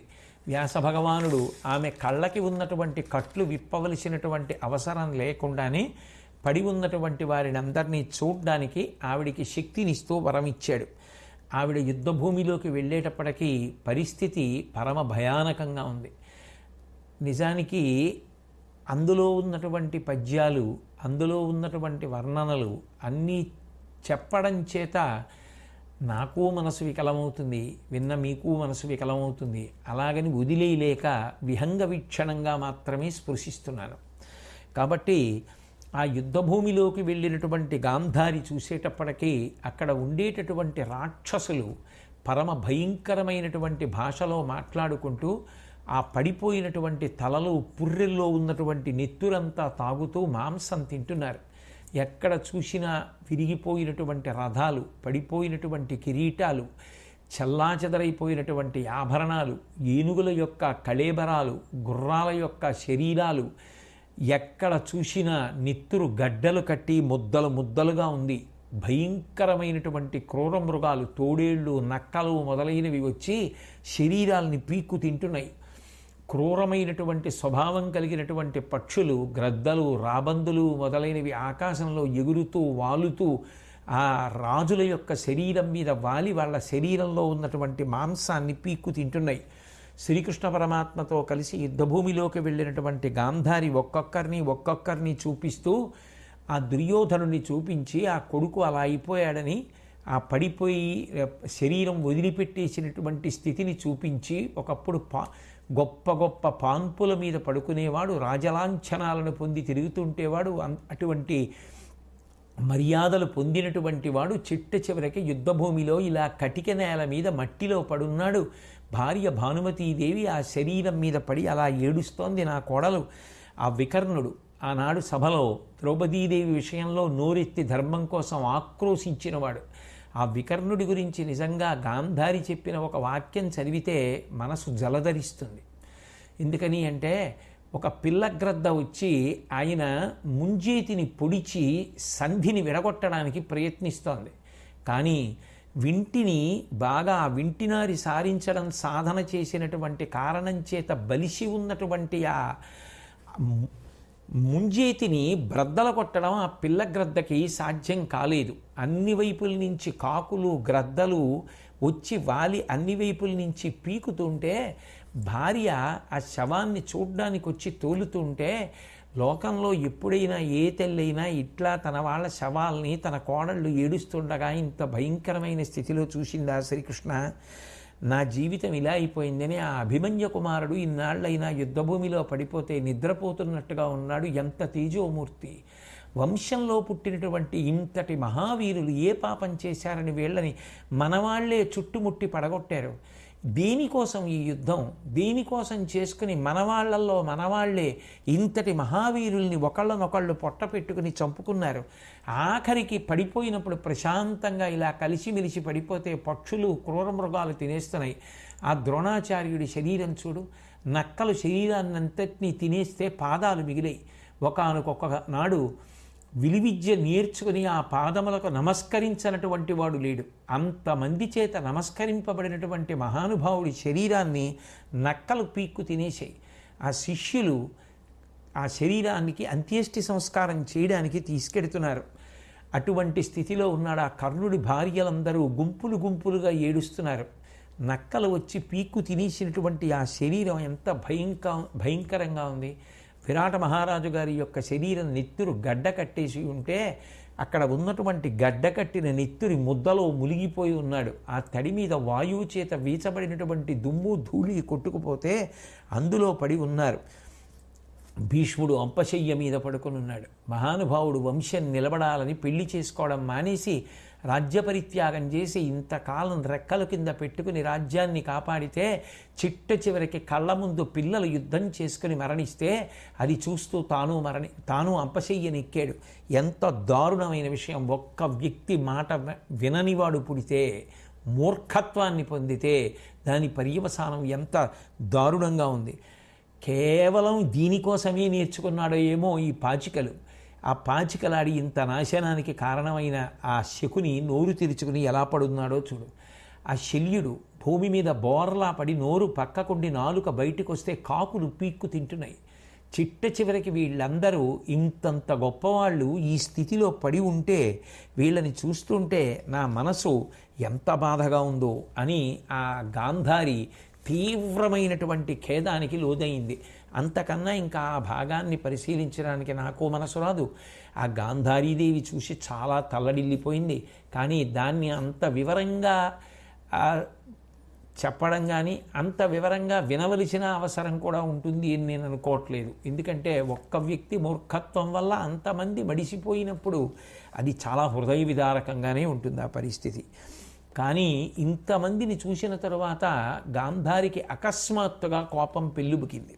పెళ్ళుబుకి పక్కన ఉన్నటువంటి శ్రీకృష్ణ పరమాత్మ వంక చూసి, ధృతరాష్ట్ర పాండు భూపతుల కుమారులు తమలోన ఈసున సమరమునకు దొడగిన నీ వడ్డపడవైతి తగు చాలు మానిసుల్ కలిగియు మననీయ వాక్యుండవయ్యును శక్య సమస్త కార్యుండన పేర్కొనియును ఉపేక్ష చేసితి కురురాజు చెరుపున తిరిగితి నిఖిల రాజుల తదనీకములను నామవడచి ఎల్ల భూముల బాడయ్యే అంత పట్టు ఫలముననుభవింపు ఏ పడంగా నిన్ను శాపానల జ్వాల దగ్ధమూర్తి చేయు దాన వినుము. అటు తిరిగి ఇటు తిరిగి ఆవిడ తన కోపాన్నంతటినీ కూడా కృష్ణ పరమాత్మ మీద చూపించింది. యువతల ధృతరాష్ట్రుడి యొక్క బిడ్డలు, అటు పాండురాజు వైపు ఉన్నటువంటి బంధువులు, మనవలు, వీళ్ళందరూ ఇలా ఇవాళ యుద్ధభూమిలో పడిపోయారు. మరి ఆ పాండురాజు గారి మనవలు పడిపోయారు, ధర్మరాజు గారు మొదలైనటువంటి వారి యొక్క బిడ్డలు ఉపపాండవులు పడిపోయారు. ఇంతమంది యుద్ధభూమిలో తెగటారిపోయారు. నువ్వు సర్వసమర్థుడివి, మాట్లాడగలిగినటువంటి శక్తి కలిగిన వాడివి, తలుచుకుంటే యుద్ధాన్ని ఆపగలిగినటువంటి వాడివి. నీ యొక్క శక్తిని చూపించకుండా, యుద్ధం ఆపకుండా, సంధి జరగకుండా చేసి ఆఖరికి రాయబారానికి వచ్చాను అనేటటువంటి కీర్తిని మాత్రం మిగిలిపోయేటట్టుగా ఉంచుకుని చిట్ట చివరికి రెండు పక్షముల వారు యుద్ధం చేస్తే ఈ నువ్వు చేసిన రాయబారం ఫలించలేదు అన్న కారణం చేత యుద్ధం జరిగి ఈ యుద్ధంలో ఇంతమంది తెగటారిపోతే శక్తి కలిగి ఉండి కూడా నువ్వు ఆపలేదు. అది ఆవిడ ఆరోపణ. ఆయన ఆపడానికి ప్రయత్నించలా? ఎంత కష్టపడ్డారు, ప్రయత్నపూర్వకంగా వచ్చారు, ఎన్ని మంచి మాటలు చెప్పారు. చెప్తే వినకపోగా ఆయన్నే బంధించే ప్రయత్నం చేసి ఇప్పుడు ఆయనని నింద చేస్తే వచ్చే ప్రయోజనం ఏమిటి? కాబట్టి కేవలం నీ వలన మాత్రమే ఇలా జరిగింది కృష్ణ. పైగా అనేక మంది రాజులు దుర్యోధనుడికి సహాయం చేయడానికి వచ్చినటువంటి వారందరూ కూడా బంధువులతోటి సైన్యంతో ఈ యుద్ధభూమిలో పడిపోయారు. కాబట్టి నేను నా పాతివ్రత్య శక్తితో ఇంతటి రక్తపాతానికి కారణమైన నిన్ను శపించాలనుకుంటున్నాను అని పూని పాతివ్రత్య పుణ్య ఫలంబున సంపాదితంబైన సారతపము బలి విసాధనముగా పలికెద ఉత్తమ జ్ఞాతుల తమలోని సంగరమున బొలియచేసితిగాన పొలియుదురన్యోన్య ఘాతకులై భవజ్ఞాతిజనులు నీవును తప్పక నీడాదిగా ముప్పదారగునేడైన అద్దినమున అరయ దిక్కెవ్వరను లేని యగ్గలంపు కుచ్చితంబు తెరంగున కూలువాడ ఇట్లు మీ వధూజనములు ఎడ్చువారు పతుల సుతులను బంధుల బనవి పనవి. ఆవిడ ఆ ఆక్రోశంలో శ్రీకృష్ణ పరమాత్మని శపించింది. నా యొక్క పాతివ్రత్య పుణ్య ఫలంతో నిన్ను శపిస్తున్నాను. ఇక్కడ జ్ఞాతులైనటువంటి కౌరవులు పాండవులు ఎలా యుద్ధం చేసుకుని వర్ణించారో నీ దగ్గర కూడా జ్ఞాతులైన వారు అలాగే యుద్ధం చేసుకుని ఒకరితో ఒకరు పోరాడి అందరూ మరణిస్తారు. ఇవాల్టి నుంచి ఖచ్చితంగా 36 సంవత్సరముల తర్వాత ఇదే రోజున నువ్వు కూడా పక్కన ఎవ్వరూ లేనటువంటి స్థితిలో చిట్ట చివరికి దిక్కన్నవారు పక్కన ఎవ్వరూ లేకుండా శరీరాన్ని విడిచిపెట్టేస్తావు. కాబట్టి నీ వాళ్ళందరూ కూడా మరణించినటువంటి కారణం చేత ఇప్పుడు ఇక్కడ ఉన్నటువంటి ఈ కాంతలందరూ భర్తల కోసం ఎలా ఏడుస్తున్నారో అలా నీ జ్ఞాతుల యొక్క భార్యలందరూ కూడా ఈడ్చెదరు కాక అని ఆమె శ్రీకృష్ణ పరమాత్మని శపిస్తే అని ఘోరంబుగా పలికిన విని విపుల మనస్కుడైన విష్ణుడు చిరునవ్వున నానన మొప్పగా అవ్వనితకు ఇట్లనియే గౌరవస్తుత్యముగన్ ఆ మహానుభావుడైనటువంటి శ్రీ మహావిష్ణువు శ్రీకృష్ణ పరమాత్మ ఆ గాంధారి అంత కఠినంగా మాట్లాడినప్పటికీ కూడా మనసులో ఏ విధమైనటువంటి వికారము పొందనటువంటి వారై విశాలమైనటువంటి హృదయంతో ఆ గాంధారితో మాట్లాడుతూ ఆయన అన్నారు, ఇత పూర్వమే అమ్మ మునివరులు శాపం ఇచ్చారు. వాళ్ళు ఇచ్చినటువంటి శాపం కారణంగా మా వాళ్ళు జ్ఞాతులు ఒకరితో ఒకరు కలహించుకొని మరణిస్తారు. అయినా నేను మీకు ఒక విషయం చెప్తాను, అలా జరగవలసినది ఎటూ జరుగుతుంది. మా జ్ఞాతులను చంపగలగడం దేవతలకు కూడా సాధ్యం కాదు. కాబట్టి అంతరించిపోవలసినటువంటి సమయం ఆసన్నమైతే వాళ్ళల్లో వాళ్ళే కలహించుకొని మరణిస్తారు. కాబట్టి నువ్వు అన్నది జరుగుతుంది, కానీ నువ్వు కొత్తగా అన్నది ఉంది. ఇత పూర్వం మునివరులు ఏ శాపం ఇచ్చారో ఆ శాపమే నాకు ఇచ్చావు. అది కేవలం నీకు కలిగిన ఆవేశం, నీకు కలిగిన కోపంలో అన్నావు కానమ్మా. నేను ఏ విధంగా బాధ్యుణ్ణి? దేనికి నన్ను శపించినట్టు? నాదా కర్తవ్యం, నేనా చెయ్యగలిగిన వాణ్ణి అని అంటే పక్కన ఉన్నటువంటి పాండవులు మొదలైనటువంటి వాళ్ళందరూ కూడా భయంతో బాధతోటి వణికిపోయారు. కృష్ణ పరమాత్మకే అంత ఆపద కలుగుతుందా అని. ఇప్పుడు గాంధారి వంక చూసి కృష్ణ పరమాత్మ, ఓ గాంధారి, నీ కుమారుడు చేసినటువంటి దుష్కృత్యములు నీకు తెలియవా? నేనేనా? భీష్ముడు చెప్పాడు, ద్రోణుడు చెప్పాడు, బాహ్లీకుడు చెప్పాడు. ఎవరి మాట విన్నాడు? నేను చెప్పలేదంటున్నావు కదా, వాళ్ళు పెద్దలు గారా? వాళ్ళు చెప్పిన మాట విన్నాడా? పోనీ మా సంగతి పక్కన పెట్టు, కన్న తల్లిదండ్రులు కదా, మీరిద్దరూ చెప్పారు కదా, ధృతరాష్ట్రుడు చెప్పాడు, నువ్వు చెప్పావు, మీ మాట విన్నాడా? మీ మాట వినలేదు కదా. మీ ఎవ్వరి మాట కూడా వినలేదు. యుద్ధం జరిగింది, కానీ నేను చెప్పి యుద్ధం తప్పించలేదని నా మీద తప్పు పెట్టడం తప్పు కదా. నా మీద ఎందుకమ్మా తప్పు పెట్టి న్యాయాన్యాయములను పరిశీలించడానికి ప్రయత్నిస్తావు? నీ శోకాన్ని దూరం చేసుకో. నువ్వు విశేషమైనటువంటి శోకానికి లోనైపోయినటువంటి కారణం చేత నేనేదో తప్పు చేసినట్లుగా నీకు కనపడుతోంది. కాబట్టి కీడుకు చావుకు ఏ మనుష్యులు శోకిస్తారో వాళ్ళ దుఃఖం రెండింతలైపోతుంది తప్ప అది ఉపశమించేది కాదు. కాబట్టి రాజుల యొక్క కుమార్తెలు మనసులో ఏం కోరుకుంటారు?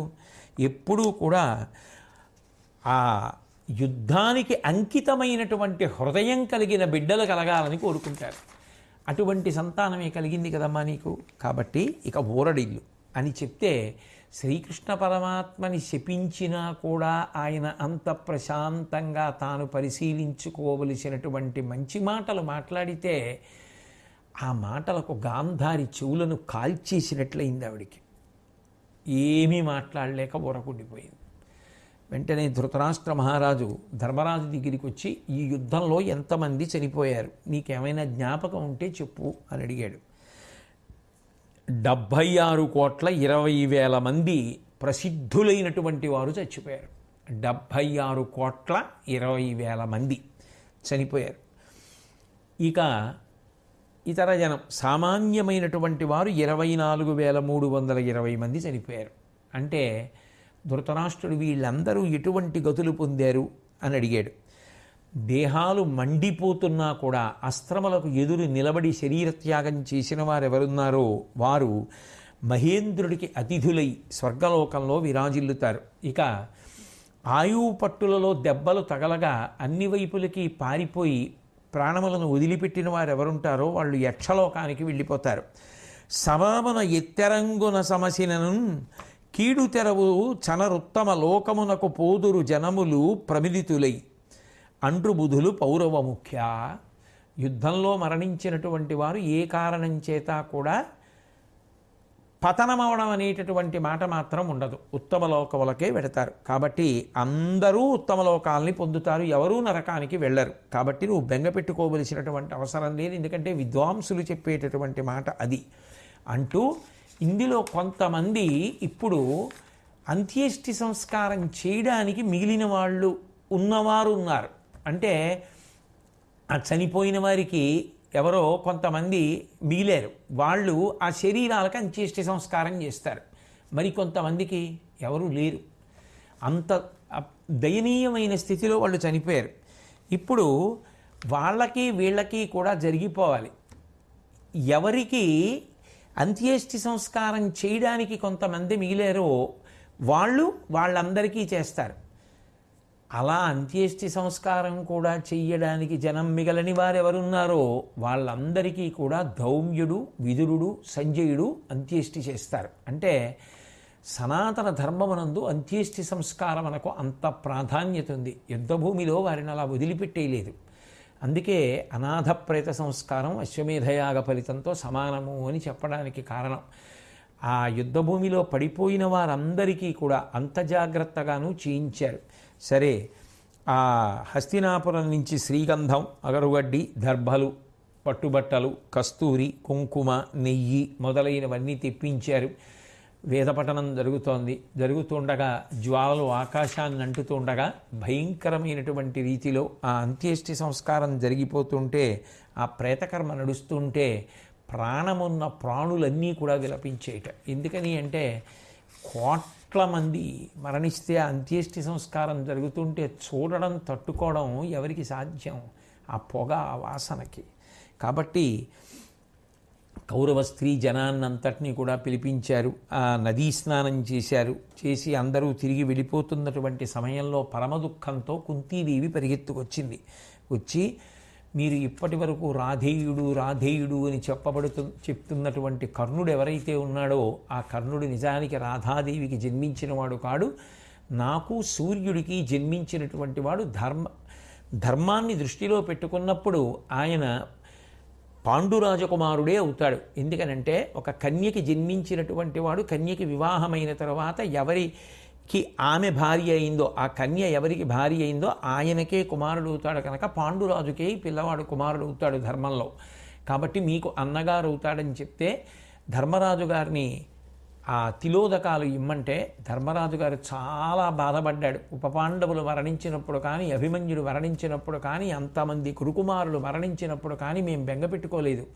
కానీ సూర్యుడు పగిది వెలిగిపోగలిగినటువంటి వాడు, దివ్యాస్త్ర సంపదలు కలిగినటువంటి వాడు, ఎవరు విల్లు ఎక్కువ పెడితే శత్రువులందరూ హడిలిపోతారో, దేవతలు కూడా ఆశ్చర్యపోతారో అటువంటి శక్తి కలిగినటువంటి వాడు చిట్ట చివరికి పాండవులతో కలిసి జీవించలేక కౌరవులతో ఉండి యుద్ధంలో వచ్చి మా చేతిలో మరణించవలసినటువంటి దుర్గతిని పొందాడు అంటే, అమ్మ మాకు ఈ విషయం తెలియలేదు, ఎంత దారుణం జరిగిపోయిందని చాలా శోకించాడు. శోకించిన తరువాత ఆ కర్ణుడి పేరు చెప్పి చెయ్యవలసినటువంటి విధి విధానముతో కూడినటువంటి సమస్త కృత్యములను చేసి ఆయన భార్యలను పిలిపించి వాళ్ళందరికీ కూడా ఆ తరువాత జరగవలసినటువంటి కార్యానికి తగినటువంటి సంభారములన్నింటినీ కూడా ఇప్పించాడు.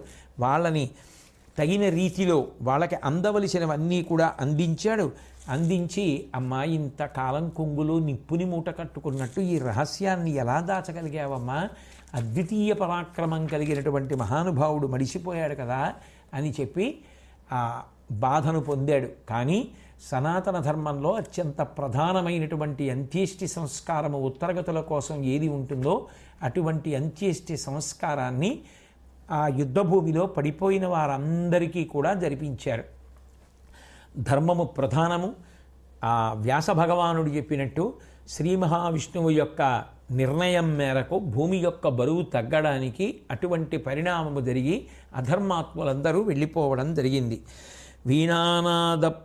వీణానాద ప్రతిమ నిగమావిర్భాత్ సారపుణ్యశ్రేణీ సంపాదిత విమలతాస్థేమ నిర్లేప చిత్తత్రాణ క్రీడాకలన సతతోత్సాహవద్దివ్యభావ ప్రాణాపానహరణ నిపుణ ప్రాపణీయానుభావ అంటారు. మహానుభావుడైనటువంటి హరిహరనాథుడు శివకేశవుల యొక్క సమాగమ స్వరూపం కలిగినటువంటి వాడు. ఆయన వేదార్థాన్ని తెలుసుకొని వీణ వాయిస్తున్నప్పుడు ఎటువంటి మధురమైనటువంటి ధ్వని వస్తుందో అటువంటి శబ్దంతో అటువంటి స్వరంతో అర్థమును తెలుసుకొని రమిస్తూ వేదమంత్రములను చదివేటటువంటి వారు ఎవరుంటారో అటువంటి వాళ్ళకి అసంగ చిత్తాన్ని స్థైర్యాన్ని ఇచ్చి ఉద్ధరింపచేసేటటువంటి వాడు. ఆ హరిహరనాథుడే ప్రాణము అపానము మొదలైనటువంటి యోగ చిత్త వృత్తి కలిగినటువంటి వారెవరు ఉంటారో అటువంటి వాళ్ళందరినీ కూడా అనుగ్రహించి ఆ యోగాభ్యాస బలం చేత వాళ్ళు పరమాత్మని పొందేటట్టుగా చెయ్యగలిగినటువంటి వాడు. అటువంటి పరమాత్మ ప్రీతి దేని వలన అంటే కేవలము ధర్మము వలన. ఆ ధర్మమునకు విశేషమైన ఇబ్బంది ఏర్పడినప్పుడు ఆయన అవతార స్వీకారం చేసి ఆ ధర్మాన్ని స్థాపిస్తూ ఉంటారు.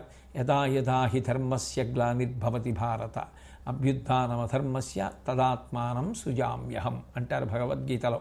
అట్లా ధర్మ సంస్థాపనార్థం అవతరించినటువంటి శ్రీకృష్ణ పరమాత్మ ఆ ధర్మమునందే ప్రధానమైన అంతర్భాగమైనటువంటి చేయవలసిన పనులు ఏ ఉంటాయో అవన్నీ కూడా చేయించి ఆ ధర్మము అన్నది ఎంత జాగ్రత్తగా అనుష్ఠాన పర్యంతంలోకి రావలసి ఉంటుందో నిరూపించి చూపించారు. అటువంటి ధర్మమును అనుష్ఠించడమే భగవంతుని యొక్క అనుగ్రహమునకు కారణము కనుక అటువంటి ధర్మానుష్ఠానం చేసి సర్వకాలముల యందు సర్వావస్థల యందు భగవంతుని అనుగ్రహమునకు పాత్రులవడానికి వీలుగా బ్రతకడానికి కావలసిన విభూతులను ఆ శ్రీకృష్ణ పరమాత్మ తన నిర్హేతుక కృపాకటాక్ష వీక్షణముల చేత మనకు అనుగ్రహించుగాక అని ప్రార్థన చేస్తూ సెలవు. మళ్ళీ రేపటి రోజున కలుసుకున్నప్పుడు శ్రీకృష్ణ పరమాత్మ నా చేత పలికించినంత మేర పలకగలవాడను. స్వస్తి.